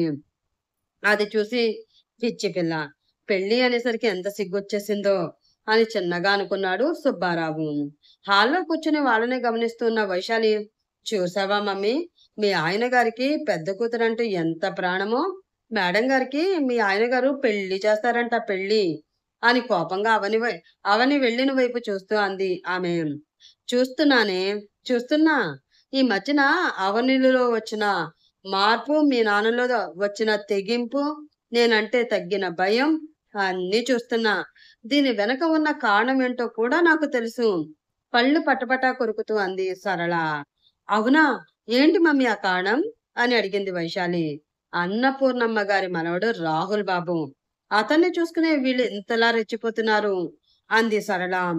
ఏంటి, రాహుల్నా? అంటే అవని రాహుల్ ప్రేమించుకుంటున్నారా అనుమానంగా అడిగింది వైశాలి. ఏమో, ఎవరికి తెలుసు, ప్రేమించుకుంటున్నారో ఆ పేరుతో వయస్సు వేడి తగ్గించుకుంటున్నారో ఎవరికి తెలియదు. కానీ మేడం గారిని సిటీకి తీసుకువెళ్ళి మరి మేడం గారితో ఎగ్జామ్ రాయించుకుని తీసుకువచ్చాడంట ఆ రాహుల్ బాబు అని సాగదీస్తూ చెప్పింది సరళ. ఏంటి, అప్పుడే విషయం అంతవరకు వచ్చిందా ఆశ్చర్యంగా అడిగింది వైశాలి. అంతవరకు వచ్చింది కాబట్టే మనకు తెలిసింది. అయినా అదంతా ముఖ్యం కాదు. నేను వద్దు అన్న పరీక్ష ఫీజు కట్టకుండా అడ్డుపడినా కూడా అవని ఏమాత్రం లెక్క చేయకు. పరీక్ష ఫీజు కట్టి రావడమే కాకుండా నాకు తెలియకుండా వెళ్ళి పరీక్ష రాసి వచ్చింది అంటే ఎంత ధైర్యం దానికి అని కోపం నిండిన కళ్ళతో అటువైపు చూస్తూ అంది సరళ. ఆ ముక్క నన్ను అడిగితే నా బొంద నేనేం చెప్తాను మమ్మీ. వెళ్ళి ఆ అవ్వని చెంపపై లాగిపెట్టి 2 పీకి అడిగితే అది చెప్తుంది కదా అంది వైశాలి. అలా అడగాలని నాకు ఉందే, కానీ దానితో నేను చేయించుకోవలసిన ముఖ్యమైన పని ఒకటుంది. అది అయిపోతే అప్పుడు అప్పుడు చెప్తా దాని సంగతి. నేను పెట్టే చిత్రహింసలు భరించలేక అది ఏ నుయ్యో గొయ్యో చూసుకున్నా ఆశ్చర్యం లేదు అని అంది సరళ. ఇది ఫ్రెండ్స్ ఈరోజు స్టోరీ. ఈ స్టోరీలో ఇంకా 2 పార్ట్స్ మాత్రమే ఉన్నాయి. అవి కూడా త్వరగానే ఇచ్చేస్తాను.